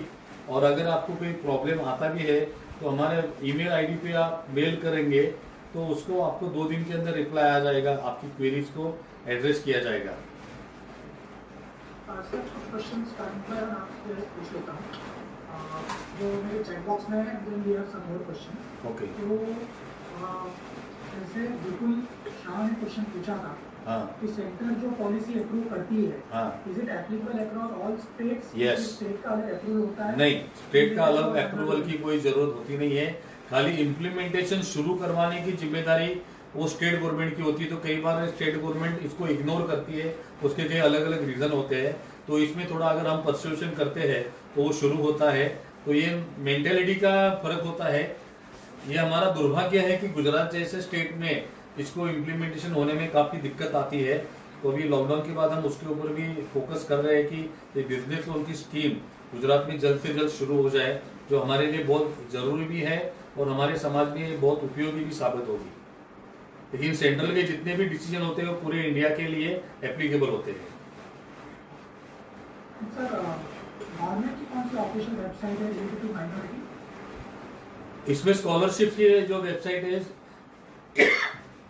जिसके अंदर ऑनलाइन अप्लाई होता है और पैसे डायरेक्ट वो बच्चे के या उसके पेरेंट के बैंक अकाउंट में डायरेक्ट जमा होते हैं। इसमें ना कोई मीडिएटर है, ना कोई बिचौलिए को किसी को कमीशन देने की जरूरत है। www.scholarships.gov.in, इसमें ऑनलाइन एप्लीकेशन होता है, उसको पेपर सबमिट होते हैं ऑनलाइन स्कैन करके, और वो उसके हार्ड कॉपी स्कूल में सबमिट करनी होती है, वो स्कूल एंडोर्स करके गवर्नमेंट में भेजती है।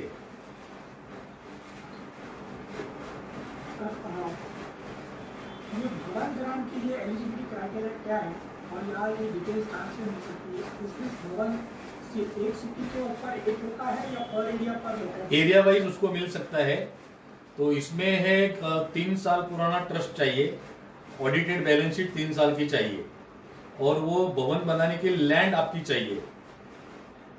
लैंड के लिए पैसा गवर्नमेंट नहीं देती है, लैंड आपकी चाहिए, वो ट्रस्ट के नाम पे चाहिए, और वो लैंड के ऊपर भवन बनाने के लिए लोकल अथॉरिटी का परमिशन चाहिए, प्लान सैंक्शन चाहिए। ये 4 मेजर उसकी क्राइटेरिया है। ये 4 क्राइटेरिया पूरा होते हैं तो पैसे मिलने में दिक्कत नहीं आती है। Up to 75%, maximum 75 lakh government उसमें देती है। तो 25% हमें समाज की तरफ से एकत्रित करना है। वो भी प्रोजेक्ट रिपोर्ट बनाते समय उसमें मैं ज़्यादा पब्लिकली बोलने की ज़रूरत नहीं है, वो हमको प्रॉपरली मैनेज करना है। एस्टिमेशन में जो पीडब्ल्यूडी का DSR रेट्स होते हैं तो वो हो जाता है। मतलब ये लैंड अपनी चाहिए, ये सबसे बड़ी रिक्वायरमेंट है, वो ट्रस्ट के नाम पे चाहिए।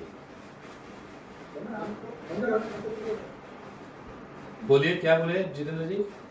मंदिर होना जरूरी है? नहीं नहीं, मंदिर होने की जरूरत नहीं है। नहीं, मंदिर होना कंपल्सरी नहीं है। सर ये इंटरनेशनल एजुकेशन के लिए और हायर एजुकेशन के लिए हाँ, आपने कहा था स्कॉलरशिप एंड लोन।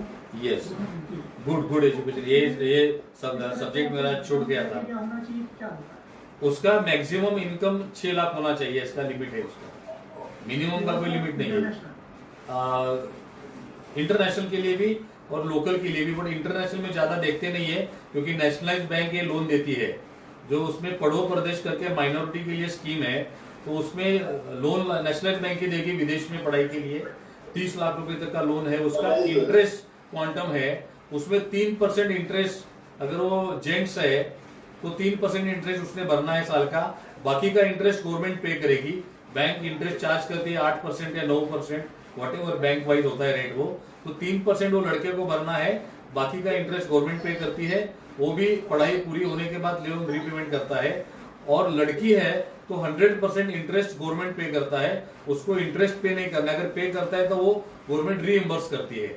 और ये विदेश में पढ़ाई के लिए नेशनलाइज बैंक और शेड्यूल बैंक लोन देती है, एजुकेशन लोन। वो खाली एप्लीकेशन करते समय हमको पढ़ो प्रदेश योजना को उसको इम्प्लीमेंट करने का कहना है।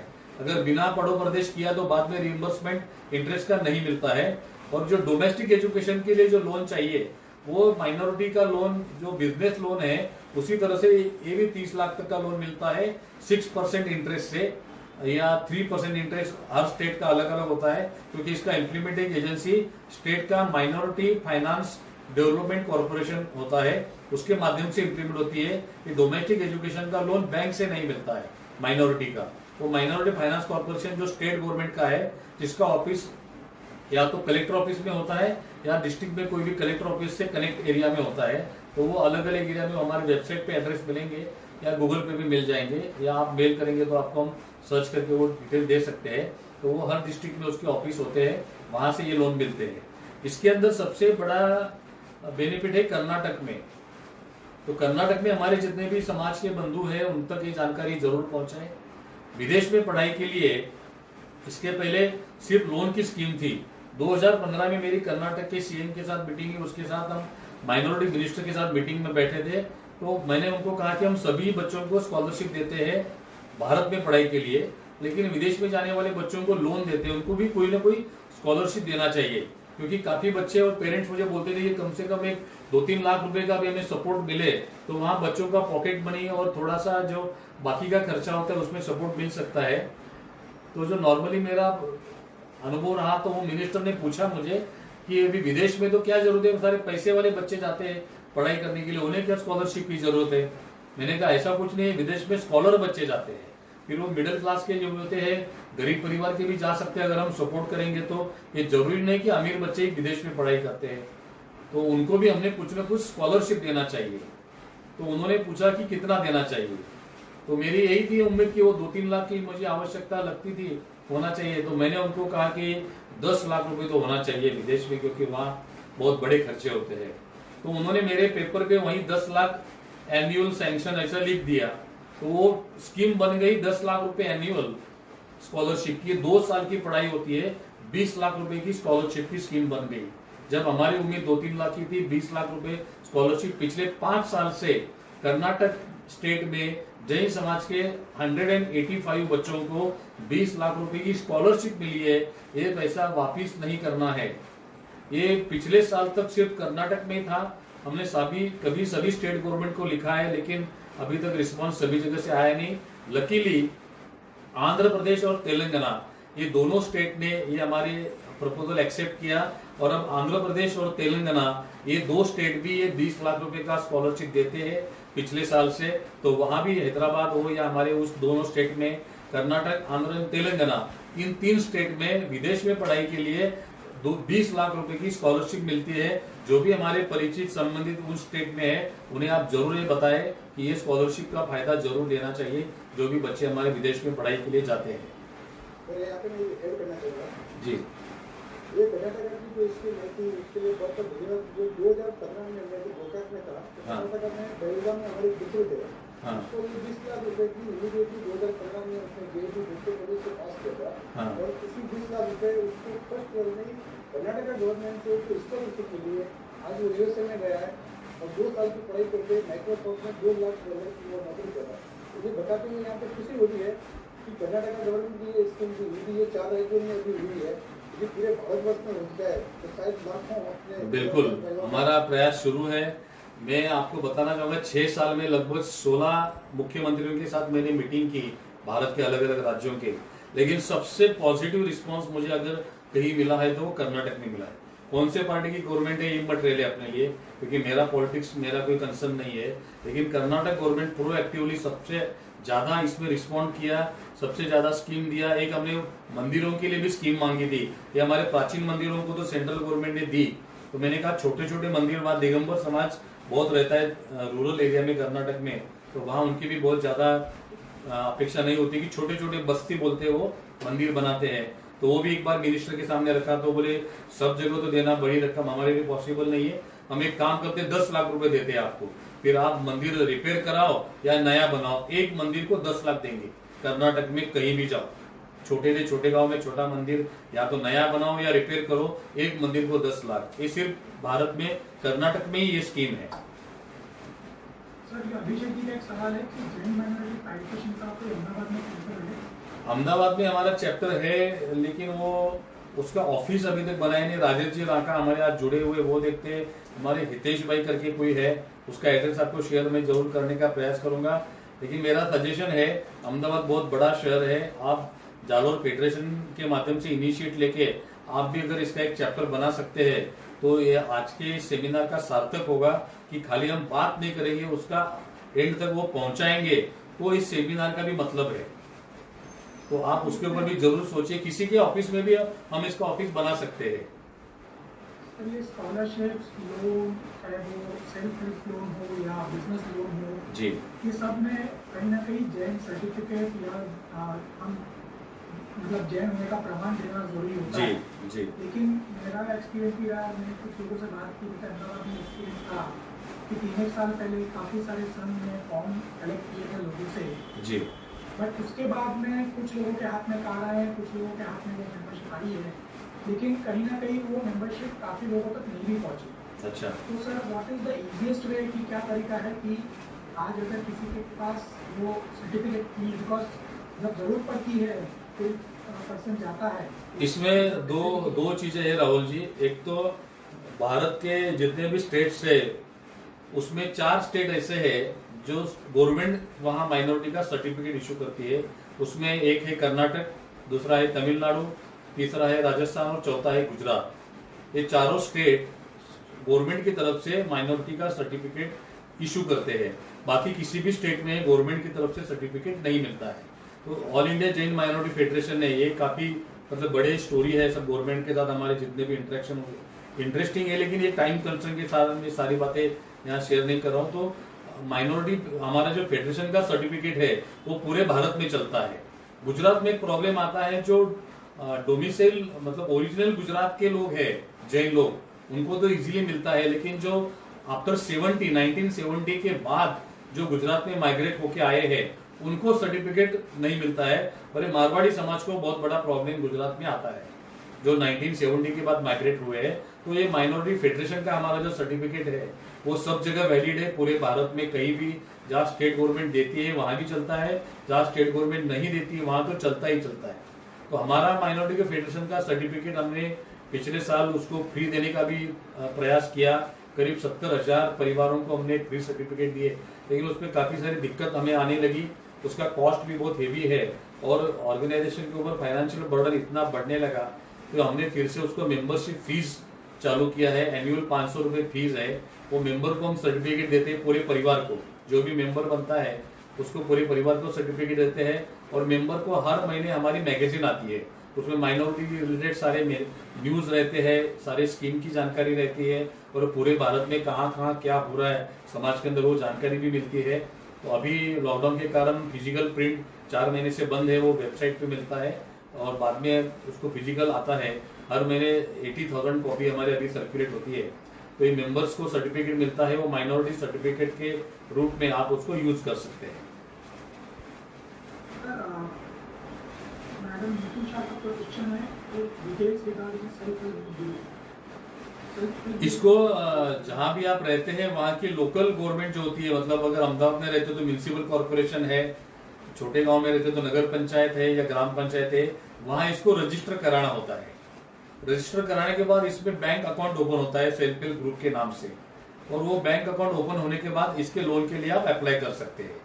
और उसको उसके पहले स्किल डेवलपमेंट का ट्रेनिंग लेना है, तो आप आइडेंटिफाई करिए। इसके लिए एक लोकल ब्रांच होना जरूरी है, क्योंकि डायरेक्ट महिला कहाँ भाग दौड़ करेगी या कहाँ अप्रोच करेगी। हमारे माइनॉरिटी का चैप्टर अगर वहाँ अहमदाबाद में जो भी एक्टिव होगा तो मैं आपको शेयर करूंगा, या आप भी बनाए जरूर जालोर फेडरेशन के माध्यम से। तो वहाँ हम सारी जानकारी या उसके डॉक्यूमेंट दे सकते हैं। तो वहाँ महिलाओं को जो स्किल का ट्रेनिंग देना है, अगर उसको आता है तो कोई प्रॉब्लम नहीं है। अगर कोई महिला सीखना चाहती है तो वो भी हम प्रोवाइड कर सकते हैं। जो अहमदाबाद में लोकली काफी सारे इंस्टीट्यूट को गवर्नमेंट ने ऑथराइज किया हुआ है वो ट्रेनिंग देने के लिए, उसकी जानकारी हम आपको शेयर करेंगे। तो वहाँ ये महिलाएं जाके ट्रेनिंग ले सकती है। उसके बाद ये ग्रुप फॉर्मेशन होगा, जैन समाज की महिलाओं को फॉर्मेशन करने की भी कोई दिक्कत नहीं आएगी। वो म्यूनिसिपल में रजिस्टर होता है, बैंक में अकाउंट ओपन होता है, और फिर आपको लोन के लिए अप्लाई करना है। Sir, what is the Jain का क्वेश्चन है, what is the eligibility criteria for school और इंस्टीट्यूशनल ग्रांट? स्कूल और एजुकेशन ग्रांट के लिए आपका स्कूल रजिस्टर होना चाहिए, उसके डॉक्यूमेंट 3 साल की ऑडिट रिपोर्ट, 3 साल के बैलेंस शीट, नॉर्मल क्राइटेरिया रहता है किसी भी गवर्नमेंट स्कीम के लिए। वो शायद सोलंकी जी जानते होंगे, जो 3 इयर्स ऑडिट रिपोर्ट और बैलेंस शीट, और लैंड आपके नाम पे होनी चाहिए, उसका प्रोजेक्ट रिपोर्ट। मतलब एक बहुत ज्यादा मुश्किल नहीं है इसके अंदर, बट इनिशियली सारा कंपाइल करना जरूरी है, पेपर सारा। क्वेश्चन आ रहा है, आजकल कुछ असामाजिक तत्व और संस्था हमारे धर्म और शादियों के विरुद्ध प्रचार करते हैं और परेशान करते हैं, उनके विरुद्ध क्या वैधानिक कार्रवाई की जाए? अल्पसंख्यक समुदाय के नाते हमारे क्या विशेष अधिकार है? हाँ, ये अलग विषय है। जो क्वेश्चन कर रहे हैं वो अनूप मंडल के रेफरेंस में कर रहे हैं, ये मैं जानता हूँ अच्छी तरह से। और इन दिनों काफी अलग अलग तरह से उनकी एक्टिविटीज कभी जोर में पड़ रही है, हम एक्शन ले रहे हैं। हमारे जोधपुर के एक भाई है कमलेश जी, वो भी काफी एक्टिवली इसके अंदर फाइट कर रहे हैं। हम सेंट्रल गवर्नमेंट पे और स्टेट गवर्नमेंट लेवल पे इसको टैकल कर रहे हैं। ये पब्लिक डोमेन में इसलिए डिस्क्लोज नहीं करता हूँ क्योंकि काफी सारे सेंसिटिव इश्यूज है इसके अंदर कनेक्टेड, लेकिन हम पूरा ध्यान है हमारा उस मैटर पे, और जल्द से जल्द कोई ना कोई सॉल्यूशन इसका आएगा। लेकिन एक हमारे लिमिटेशन है कि हमारे पॉपुलेशन कम है, हम राजस्थान में हमारी संख्या और भी ज्यादा कम है, हमारे गाँव में इसका एक थोड़ा डिसएडवांटेज है हमारे लिए, उसका एक गलत फायदा ये लोग उठा रहे हैं। लेकिन हमें इसे लीगली प्रोटेक्शन मिल रहा है, वो हम कर रहे हैं गवर्नमेंट की तरफ से। तो आगे रिजल्ट आएगा तब आपको पता चल जाएगा। इसे बीइंग अ सेंसिटिव इशू में इसके सारे डिटेल्स इस फोरम पे शेयर नहीं कर रहा हूँ।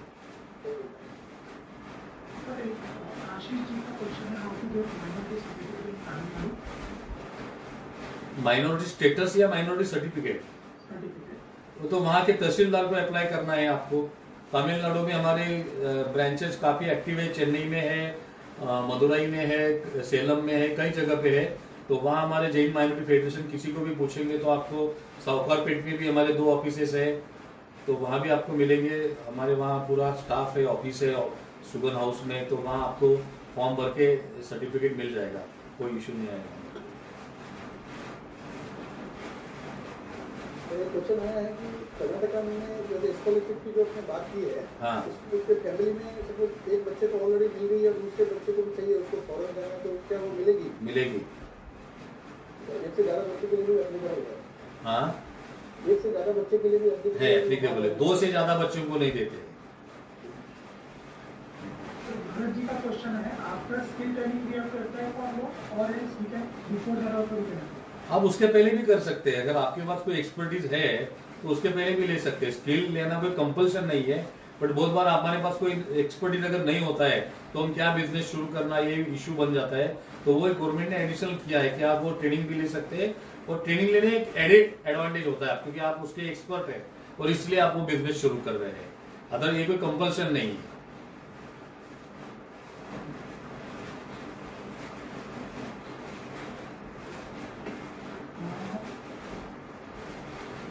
सर ये जो पॉलिसी है माइनॉरिटी को लेके, ये कितने टाइम में रिव्यू होती रहती है और चेंजेस होते रहते हैं, और उस चेंजेस में अगर किसी को अपडेटेड रहना है तो किस तरह से रहना है?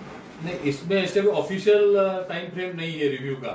मतलब हम ही गवर्नमेंट के साथ साल में एक बार मीटिंग होती है सारे माइनॉरिटी कम्युनिटीज को, तो हमें गवर्नमेंट ऑफिशियली इनवाइट करती है उसके अंदर डिस्कशन के लिए। मीटिंग के पहले हम प्रॉपर हमारे इश्यूज भेजते हैं उनके पास कि हमारे ये इश्यूज है, उसके ऊपर ऑफिशियली सारे ऑफिसर मिनिस्टर जॉइंटली डिस्कशन होते हैं, और मोस्टली हमारे इश्यूज होते हैं वो सॉल्व हो जाते हैं। और अगर कोई सा स्पेसिफिक अगर ना इश्यू है तो हम अलग से मीटिंग करके भी गवर्नमेंट के साथ इंटरव्यू करवा सकते हैं टाइम टू टाइम। ऐसा कोई फिक्स टाइम फ्रेम नहीं है, बट साल में एक मीटिंग कंपलसरी होता है हमारे उनके साथ। एजुकेशन में एडमिशन रिलेटेड जानकारी देते हैं। पहली बार इंडिया में इधर भी माइनॉरिटी जैन माइनॉरिटी जिस तरह से रिजर्वेशन बाकी सब कास्ट में होता है, तो इन जनरल कौन से इंस्टीट्यूट से जहाँ पे जैन माइनॉरिटी को एक प्रेफरेंस कोटा मिल सकता है, हाँ या ना, और अगर मिलता है तो कहाँ मिलता है, और मतलब आप माइनॉरिटी से अप्लाई करेंगे तो जनरल कोटा में एडमिशन नहीं मिलेगा, इस पर थोड़ा अगर आप डिटेल्स शेयर करें तो। इसमें जैन समाज के जितने भी इंस्टीट्यूट है, जैसे बड़ौदा में हमारा एक मेडिकल कॉलेज है, दिल्ली में मेडिकल कॉलेज है, मुरादाबाद में इंजीनियरिंग कॉलेज काफी जगह पे है जिन्हें जैन समाज के द्वारा संचालित किया जाता है और जिन्होंने माइनॉरिटी इंस्टीट्यूट का स्टेटस लिया हुआ है। ऐसे जगह पे 50% सीट्स ये जैन समाज के लिए रिजर्व रहती है, तो वहां हमें प्रायोरिटी मिलती है एडमिशन में। बाकी फीस में कंसेशन वो स्कॉलरशिप के माध्यम से गवर्नमेंट फिक्स अमाउंट देती है, तो वो बहुत ज्यादा उसमें इम्पैक्ट नहीं आता है, बट एडमिशन में आपको 50% कोटा रहता है। और जो अदर माइनॉरिटी कम्युनिटी के इंस्टीट्यूट्स है, जैसे अगर कोई क्रिश्चियन माइनॉरिटी कम्युनिटी का इंस्टीट्यूट है और 50% कोटा होता है माइनॉरिटी के लिए, तो क्रिश्चियन अगर 50% नहीं होते हैं तो बाकी इसमें वो जैन समाज के बच्चों का एडमिशन मिल सकता है। ये बहुत बार हमें पता नहीं होता है कि क्रिश्चियन में भी हमें कोटा होता है। सारे माइनॉरिटीज को मिला के 50% वो दे सकते हैं, और क्रिश्चियन अगर 50% पूरा नहीं करते हैं तो बाकी को माइनॉरिटीज को वो मिल सकता है। फिर वो पारसी समाज का है तो वहां भी हमें उनका 50% कभी भी पूरा नहीं होता है, तो वहां भी बैलेंस जो कोटा है वो जैन समाज के बच्चों को मिल सकता है। कुछ गवर्नमेंट इंस्टीट्यूट में माइनॉरिटी के लिए 2% से लेके 5% तक कोटा है, वो केस टू केस डिफर करता है। कुछ आईआईटी में है, कुछ आईआईएम में है, कुछ पॉलिटेक्निक्स में है गवर्नमेंट के, लेकिन सभी कॉमन सभी जगह नहीं है। तो ये सिलेक्टिव है, तो वो हमें उस जहां हमें अप्लाई करना है वहां चेक करना पड़ेगा, वहां आएगा नहीं। दूसरा हमारे लिए है कि आईआईटीज और आईआईएम, यहां अगर हमारे बच्चों को मेरिट में एडमिशन मिलता है तो वहां की फीस 100% रीइंबर्स होती है बीइंग अ माइनॉरिटी स्टूडेंट। तो ये स्कॉलरशिप 100% की है आईआईटी और आईआईएम के बच्चों के लिए। ये बहुत ही इंपॉर्टेंट है। या सर, संजय जी का क्वेश्चन है, ग्रंथालय को डिजिटलाइज करें। हाँ, हो सकता है, उसके लिए ग्रांट मिल सकती है, आप प्रपोजल कर सकते हैं उसका। ऑनलाइन थ्रेट से जैन समाज को बचने के लिए कुछ किया है? नहीं, ऑनलाइन थ्रेट ये कॉमन है, इसमें जैन समाज का थ्रेट अलग है और बाकी के समाज के लिए अलग है, ऐसा तो कुछ नहीं है। ऑनलाइन का थ्रेट सभी जगह है, तो हमें प्रिकॉशन लेना ये हमारे ऊपर है। मतलब ऐसा माइनॉरिटी होने से आपको ऑनलाइन थ्रेट नहीं होगा, ऐसा तो कोई संभव नहीं है। क्योंकि मैं काफी हमारे चैम्बर ऑफ कॉमर्स से जुड़ा हुआ हूँ, नेशनल लेवल पे शिखर संस्थाओं के साथ में काम करता हूँ कई सालों से। तो व्यापार में अभी जो हमारे लिए सबसे बड़े चैलेंज कोरोना के कारण भी आए हैं, कोरोना के पहले से भी हमारे छोटे छोटे बिजनेसमैन को चैलेंज आ गया है ऑनलाइन ई कॉमर्स बिजनेस के कारण। जो मल्टीनेशनल कंपनीज फ्लिपकार्ट, अमेजोन, इस टाइप के, आजकल हमारे घर के बच्चे भी मोस्टली उनका शॉपिंग ऑनलाइन होता है।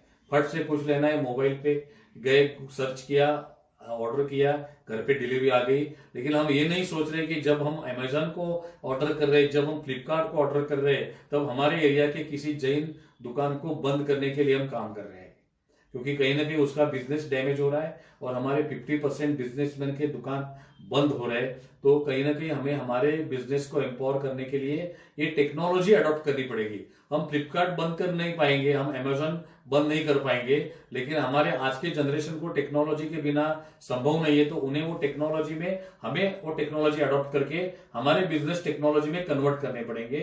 भारत सरकार के कॉमर्स मिनिस्ट्री ने पीयूष गोयल जी के विशेष सहयोग से confederation of all India traders, जो भारत की सभी रिटेलर्स की फेडरल बॉडी है, 7 करोड़ व्यापारी उसके साथ कनेक्टेड है। ई भारत मार्केट करके एक नया ऑनलाइन पोर्टल आ रहा है, आज ही उसका रजिस्ट्रेशन ओपन हुआ है, eBharatmarket.in। तो उसमें सभी बिजनेसमैन हम रजिस्टर कर सकते हैं, रिटेलर, होलसेलर और मैन्युफैक्चरर। और इसमें बिजनेस के लिए कोई भी कमीशन नहीं है, कोई ब्रोकरेज नहीं है, और भारतीय व्यापारियों के माध्यम से, भारतीय व्यापारियों के द्वारा संचालित ये पोर्टल होगा। वे अमेजॉन और फ्लिपकार्ट को सीधा डायरेक्ट कॉम्पीट करेगा, वही कंसेप्ट पे ये पोर्टल चलने वाला है। आज इसका रजिस्ट्रेशन ओपन किया है, एक स्वतंत्रता का संग्राम का क्रांति दिन जो बोलते हैं 9 अगस्त को, तो इसी दिन इसका औचित्य लेके आज इसको लॉन्च किया है, eBharatmarket.in। इस पे हमारे सारे व्यापारियों को मेरा अनुरोध है, इस पे जरूर रजिस्टर करें। और ये ऑनलाइन पोर्टल 24 आवर काम करेगा, 1-2 महीने में से ऑफिशियली लॉन्च इनॉग्रेट किया जाएगा, प्रधानमंत्री खुद इसको इनॉग्रेट करने वाले हैं। तो एक बहुत बड़ा रिवोल्यूशन इंडियन बिजनेसमैन के लिए आया है, जो ये ऑनलाइन मल्टीनेशनल कंपनी हमारे बिजनेस को टेक ओवर कर रही है। कहीं ना कहीं हमारे बिजनेस इसमें बहुत ज्यादा डैमेज हो रहे हैं, तो इसको प्रोटेक्ट करने के लिए ये लाया है ऑनलाइन प्लेटफॉर्म हमारे लिए।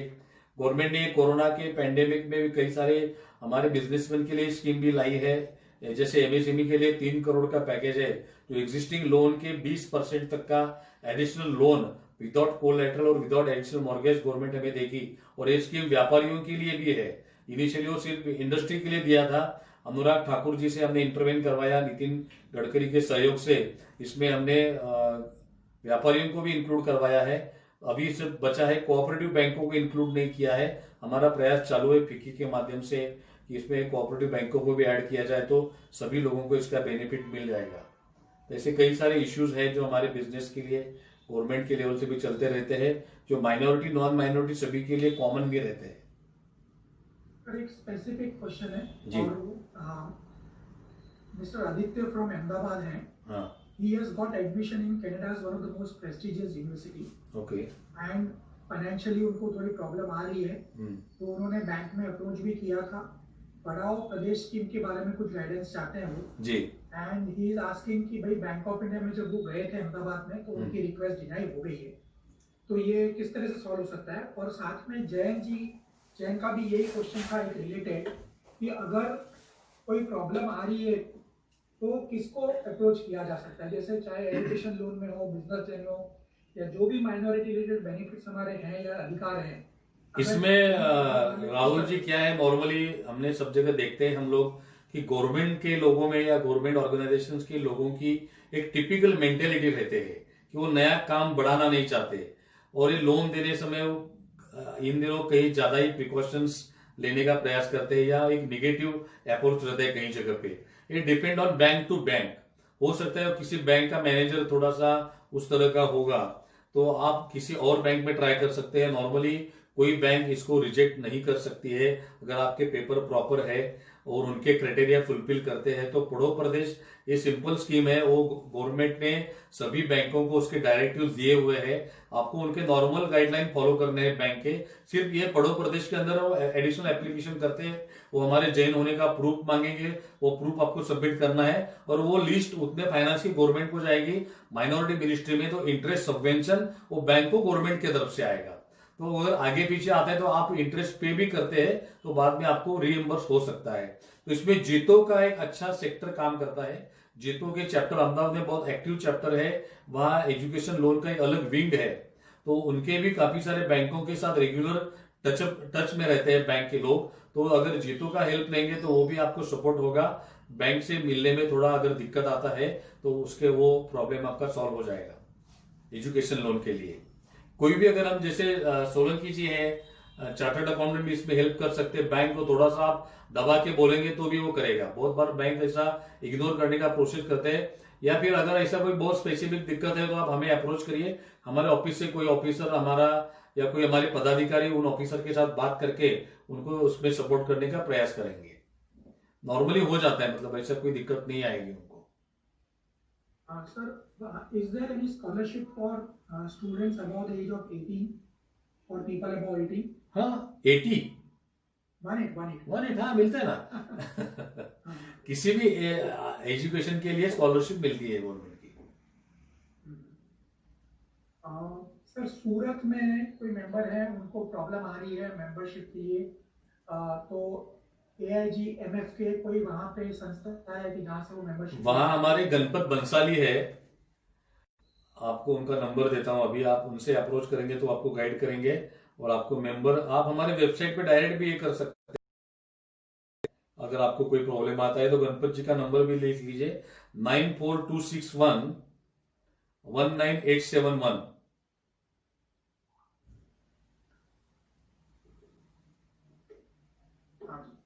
तो वो आपको वहां हेल्प करेंगे अगर कुछ आपको जरूरत पड़ती है तो किसी भी तरह की।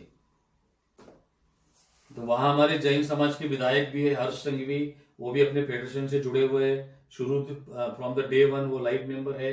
वो भी समाज के कोई भी व्यक्ति जाएगा तो उसे सपोर्ट करते हैं। कोई भी दिक्कत आती है किसी भी तरह की अपने लिए तो वो भी आपको है एक्सेस। आप मेल भी कर सकते हैं, हमारे ऑफिसर आपको कांटेक्ट करके भी आपको हेल्प करने का प्रयास करेंगे, हमारे वहां के लोकल पदाधिकारी।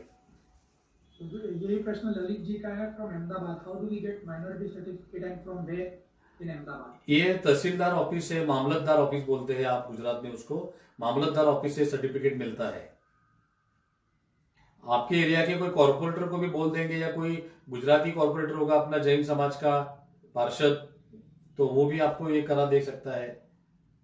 मामलतदार ऑफिस में मिलता है सर्टिफिकेट। और आप अगर 70 के बाद के माइग्रेटेड है गुजरात में तो आपको नहीं मिलेगा, तो आप माइनॉरिटी फेडरेशन का ले लीजिए।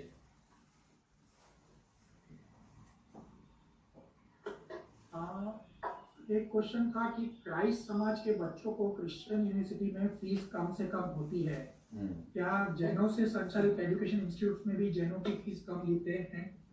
ये अभी depend on education institute to institute. एक बहुत हमारा अनुभव अच्छा नहीं है इस मामले में। हम जैन समाज के इंस्टीट्यूट तो बनाते हैं, इसमें 2 टाइप के इंस्टीट्यूट है अपने समाज के। जैन समाज की अगर हम बात करें तो भारत के सोशल ऑर्गेनाइजेशंस में 65% कंट्रीब्यूशन जैन समाज का है।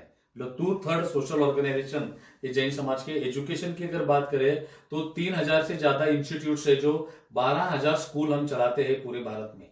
इसमें जो चैरिटेबल स्कूल है जो सालों से चलाते आ रहे हम, जैसे मेरे ख्याल से अहमदाबाद में भी कोई होगा, तो वहां तो बहुत बड़ी दिक्कत नहीं आती है, लेकिन वहां का स्टैंडर्ड आज के हमारे एक्सपेक्टेशन को मैच नहीं करता है, क्योंकि सालों से वो चल रहे हैं। हम एक चैरिटेबल बेस माइंड में रख के चलाते हैं।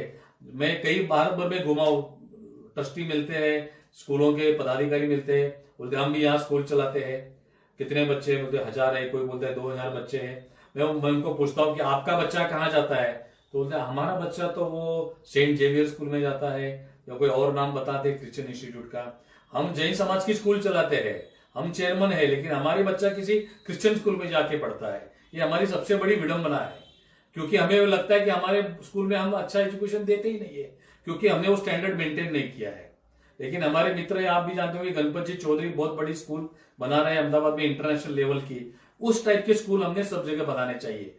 हमारे स्कूल ऐसे ही स्टैंडर्ड के होने चाहिए जहां जैन समाज के बच्चे प्राउड फील करें उस स्कूल में जाने के लिए। और चेयरमैन और ट्रस्टियों के बच्चे अगर दूसरी स्कूल में पढ़ते हैं तो उन्हें वहां पदाधिकारी होने का कोई मॉरल राइट नहीं है।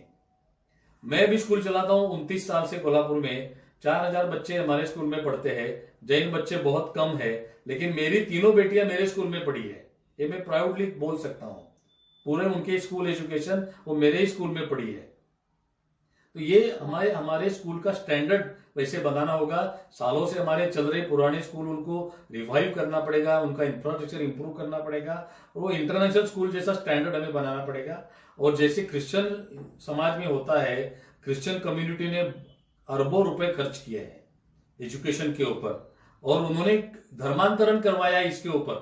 मेडिकल हेल्प और एजुकेशन हेल्प के आधार पे उन्होंने कन्वर्जन करवाया है। हजारों जैन हमारे क्रिश्चियन बने हैं, हजारों हिंदू क्रिश्चियन बने हैं, और साउथ में आज भी चल रहा है ये धर्मांतरण। ये हमारे लिए बहुत अलार्मिंग सिचुएशन है।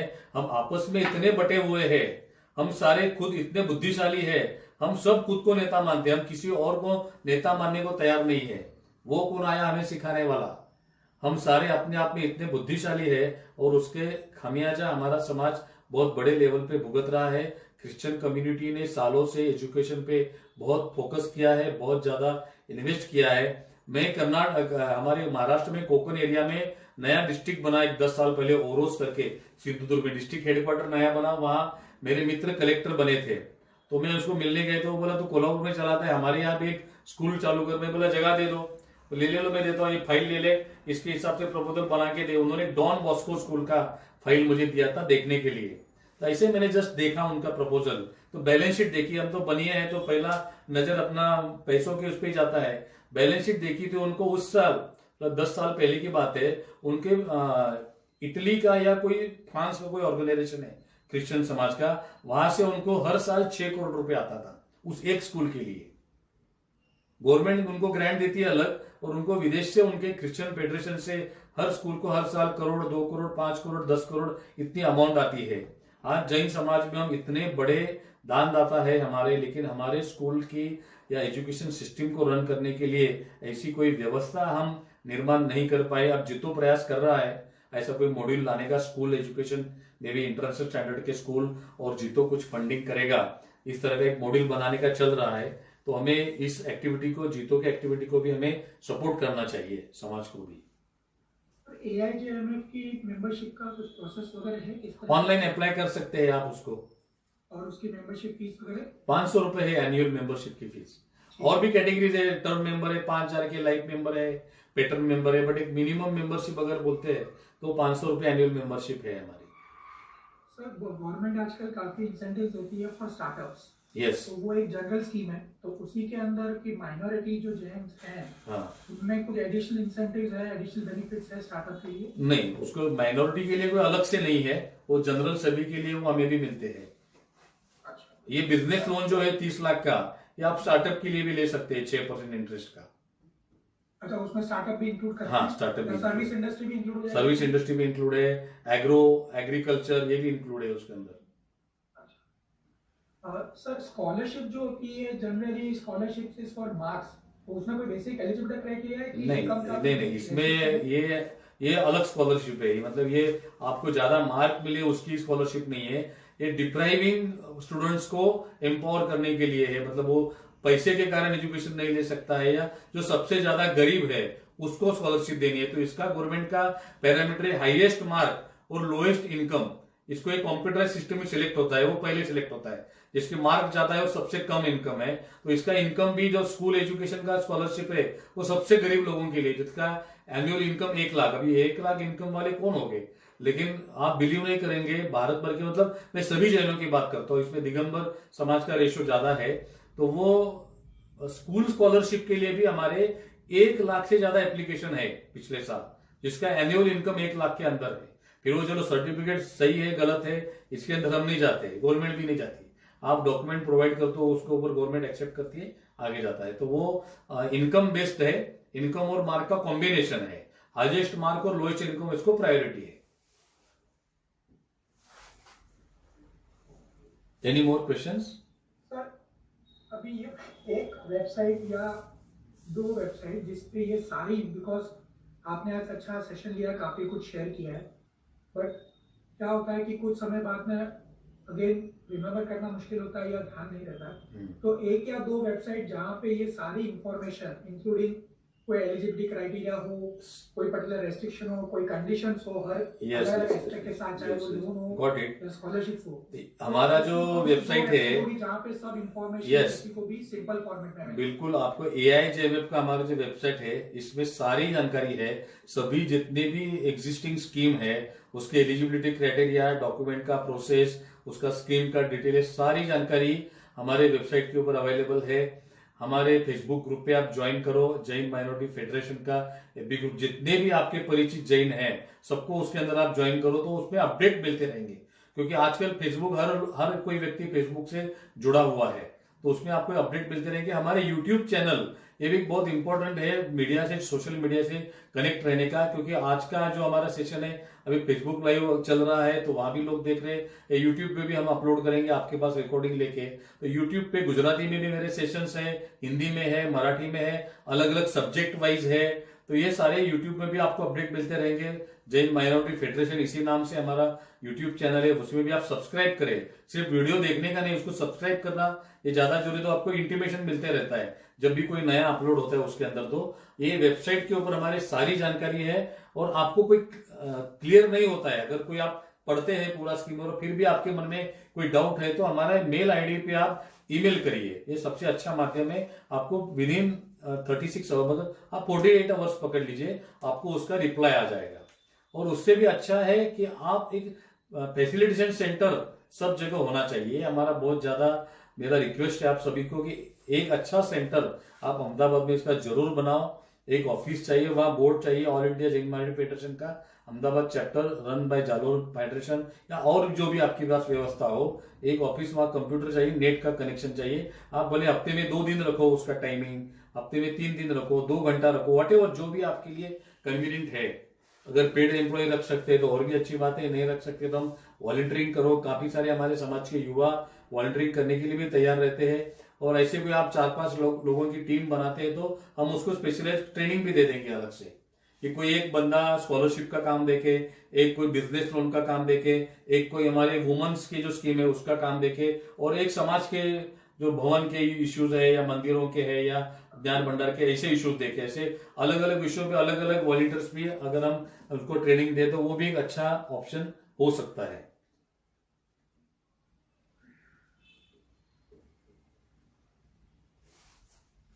सर मैं आपकी वेबसाइट का नाम रिपीट कर लेता हूँ।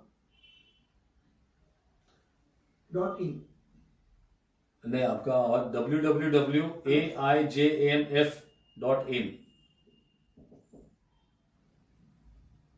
और स्कॉलरशिप्स की जो गवर्नमेंट की वेबसाइट है, जो ऑनलाइन आपको अप्लाई करना है, scholarships.gov.in। अभी अपना पोर्टल शुरू नहीं हुआ है क्योंकि माइनॉरिटी के अभी कोरोना के कारण अभी चालू नहीं है, बट नॉर्मली अगस्त में शुरू होते हैं, तो इस साल हो सकता है वो सितंबर में पोर्टल शुरू होगा। गवर्नमेंट के पॉलिसी के ऊपर डिपेंड करेगा, बट वो शुरू होगा तो 2-3 महीने तक वो चालू रहता है। वॉइस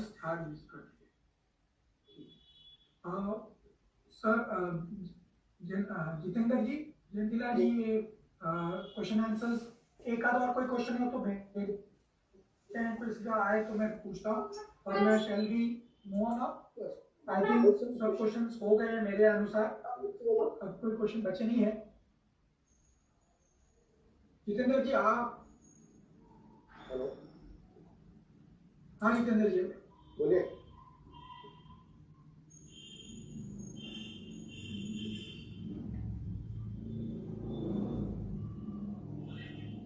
एक रिक्वेस्ट है ललित जी की publish the details of benefits available for Jains by WhatsApp and other media. अब व्हाट्सएप का ये माध्यम क्या बहुत कॉम्प्लिकेटेड माध्यम है, वहां इतनी सारी बाकी बातें शेयर होती रहती है, तो वहां काम की बातें साइड में रह जाती है, और गुड मॉर्निंग, गुड नाइट और फॉरवर्ड मैसेज और ये दुनिया भर का बाकी का ज्ञान, फिर वो उसका पर्पज सर्व नहीं होता है। हमने शुरुआत में प्रयास किया व्हाट्सएप ग्रुप के माध्यम से, तो हम क्या करते हैं, जितने हमारे ब्रांच हेड्स है उनको हम एक ग्रुप, उनके ग्रुप बने हुए हैं तो उनको रखते हैं, उनके माध्यम से उनके ब्रांच में वो इंफॉर्मेशन पेनिट्रेट करवाते हैं। बट जनरल कम्युनिटी में उसको व्हाट्सएप ग्रुप के माध्यम से शेयर करना, वो हमने प्रयास हमारा सफल नहीं रहा, क्योंकि उसमें बाकी की जानकारी बहुत ज्यादा आती है, फिर अभी वो एडमिन के द्वारा कंट्रोल करो तो लोग फिर देखते ही नहीं है उसको। तो इसलिए हमने फेसबुक और फेसबुक ग्रुप पे ज्यादा फोकस करते हैं, लेकिन आपके सजेशन को हम जरूर कंसिडर करेंगे, कैसे इसे हम आगे व्हाट्सएप के माध्यम से देने का भी प्रयास करने के बारे में जरूर सोचेंगे। मेरा एक उसका पीपीटी मैंने भेजा है आपको, वो आप व्हाट्सएप पे शेयर कर सकते हैं, उसमें सारी स्कीम बुलेट पॉइंट में दी हुई है, तो वो एक बेसिक आउटलाइन जानकारी सभी को उसके माध्यम से मिल सकती है व्हाट्सएप के, वो आप जरूर शेयर करें सबको। जालोर फेडरेशन के ग्रुप में पोस्ट कर सकते हैं। हाँ, और आप आगे मल्टीपल शेयर उसका हो सकता है बाकी समाज में कहीं भी उसको बेच सकते हैं आप। श्योर, ठीक है जितेंद्र जी, आई थिंक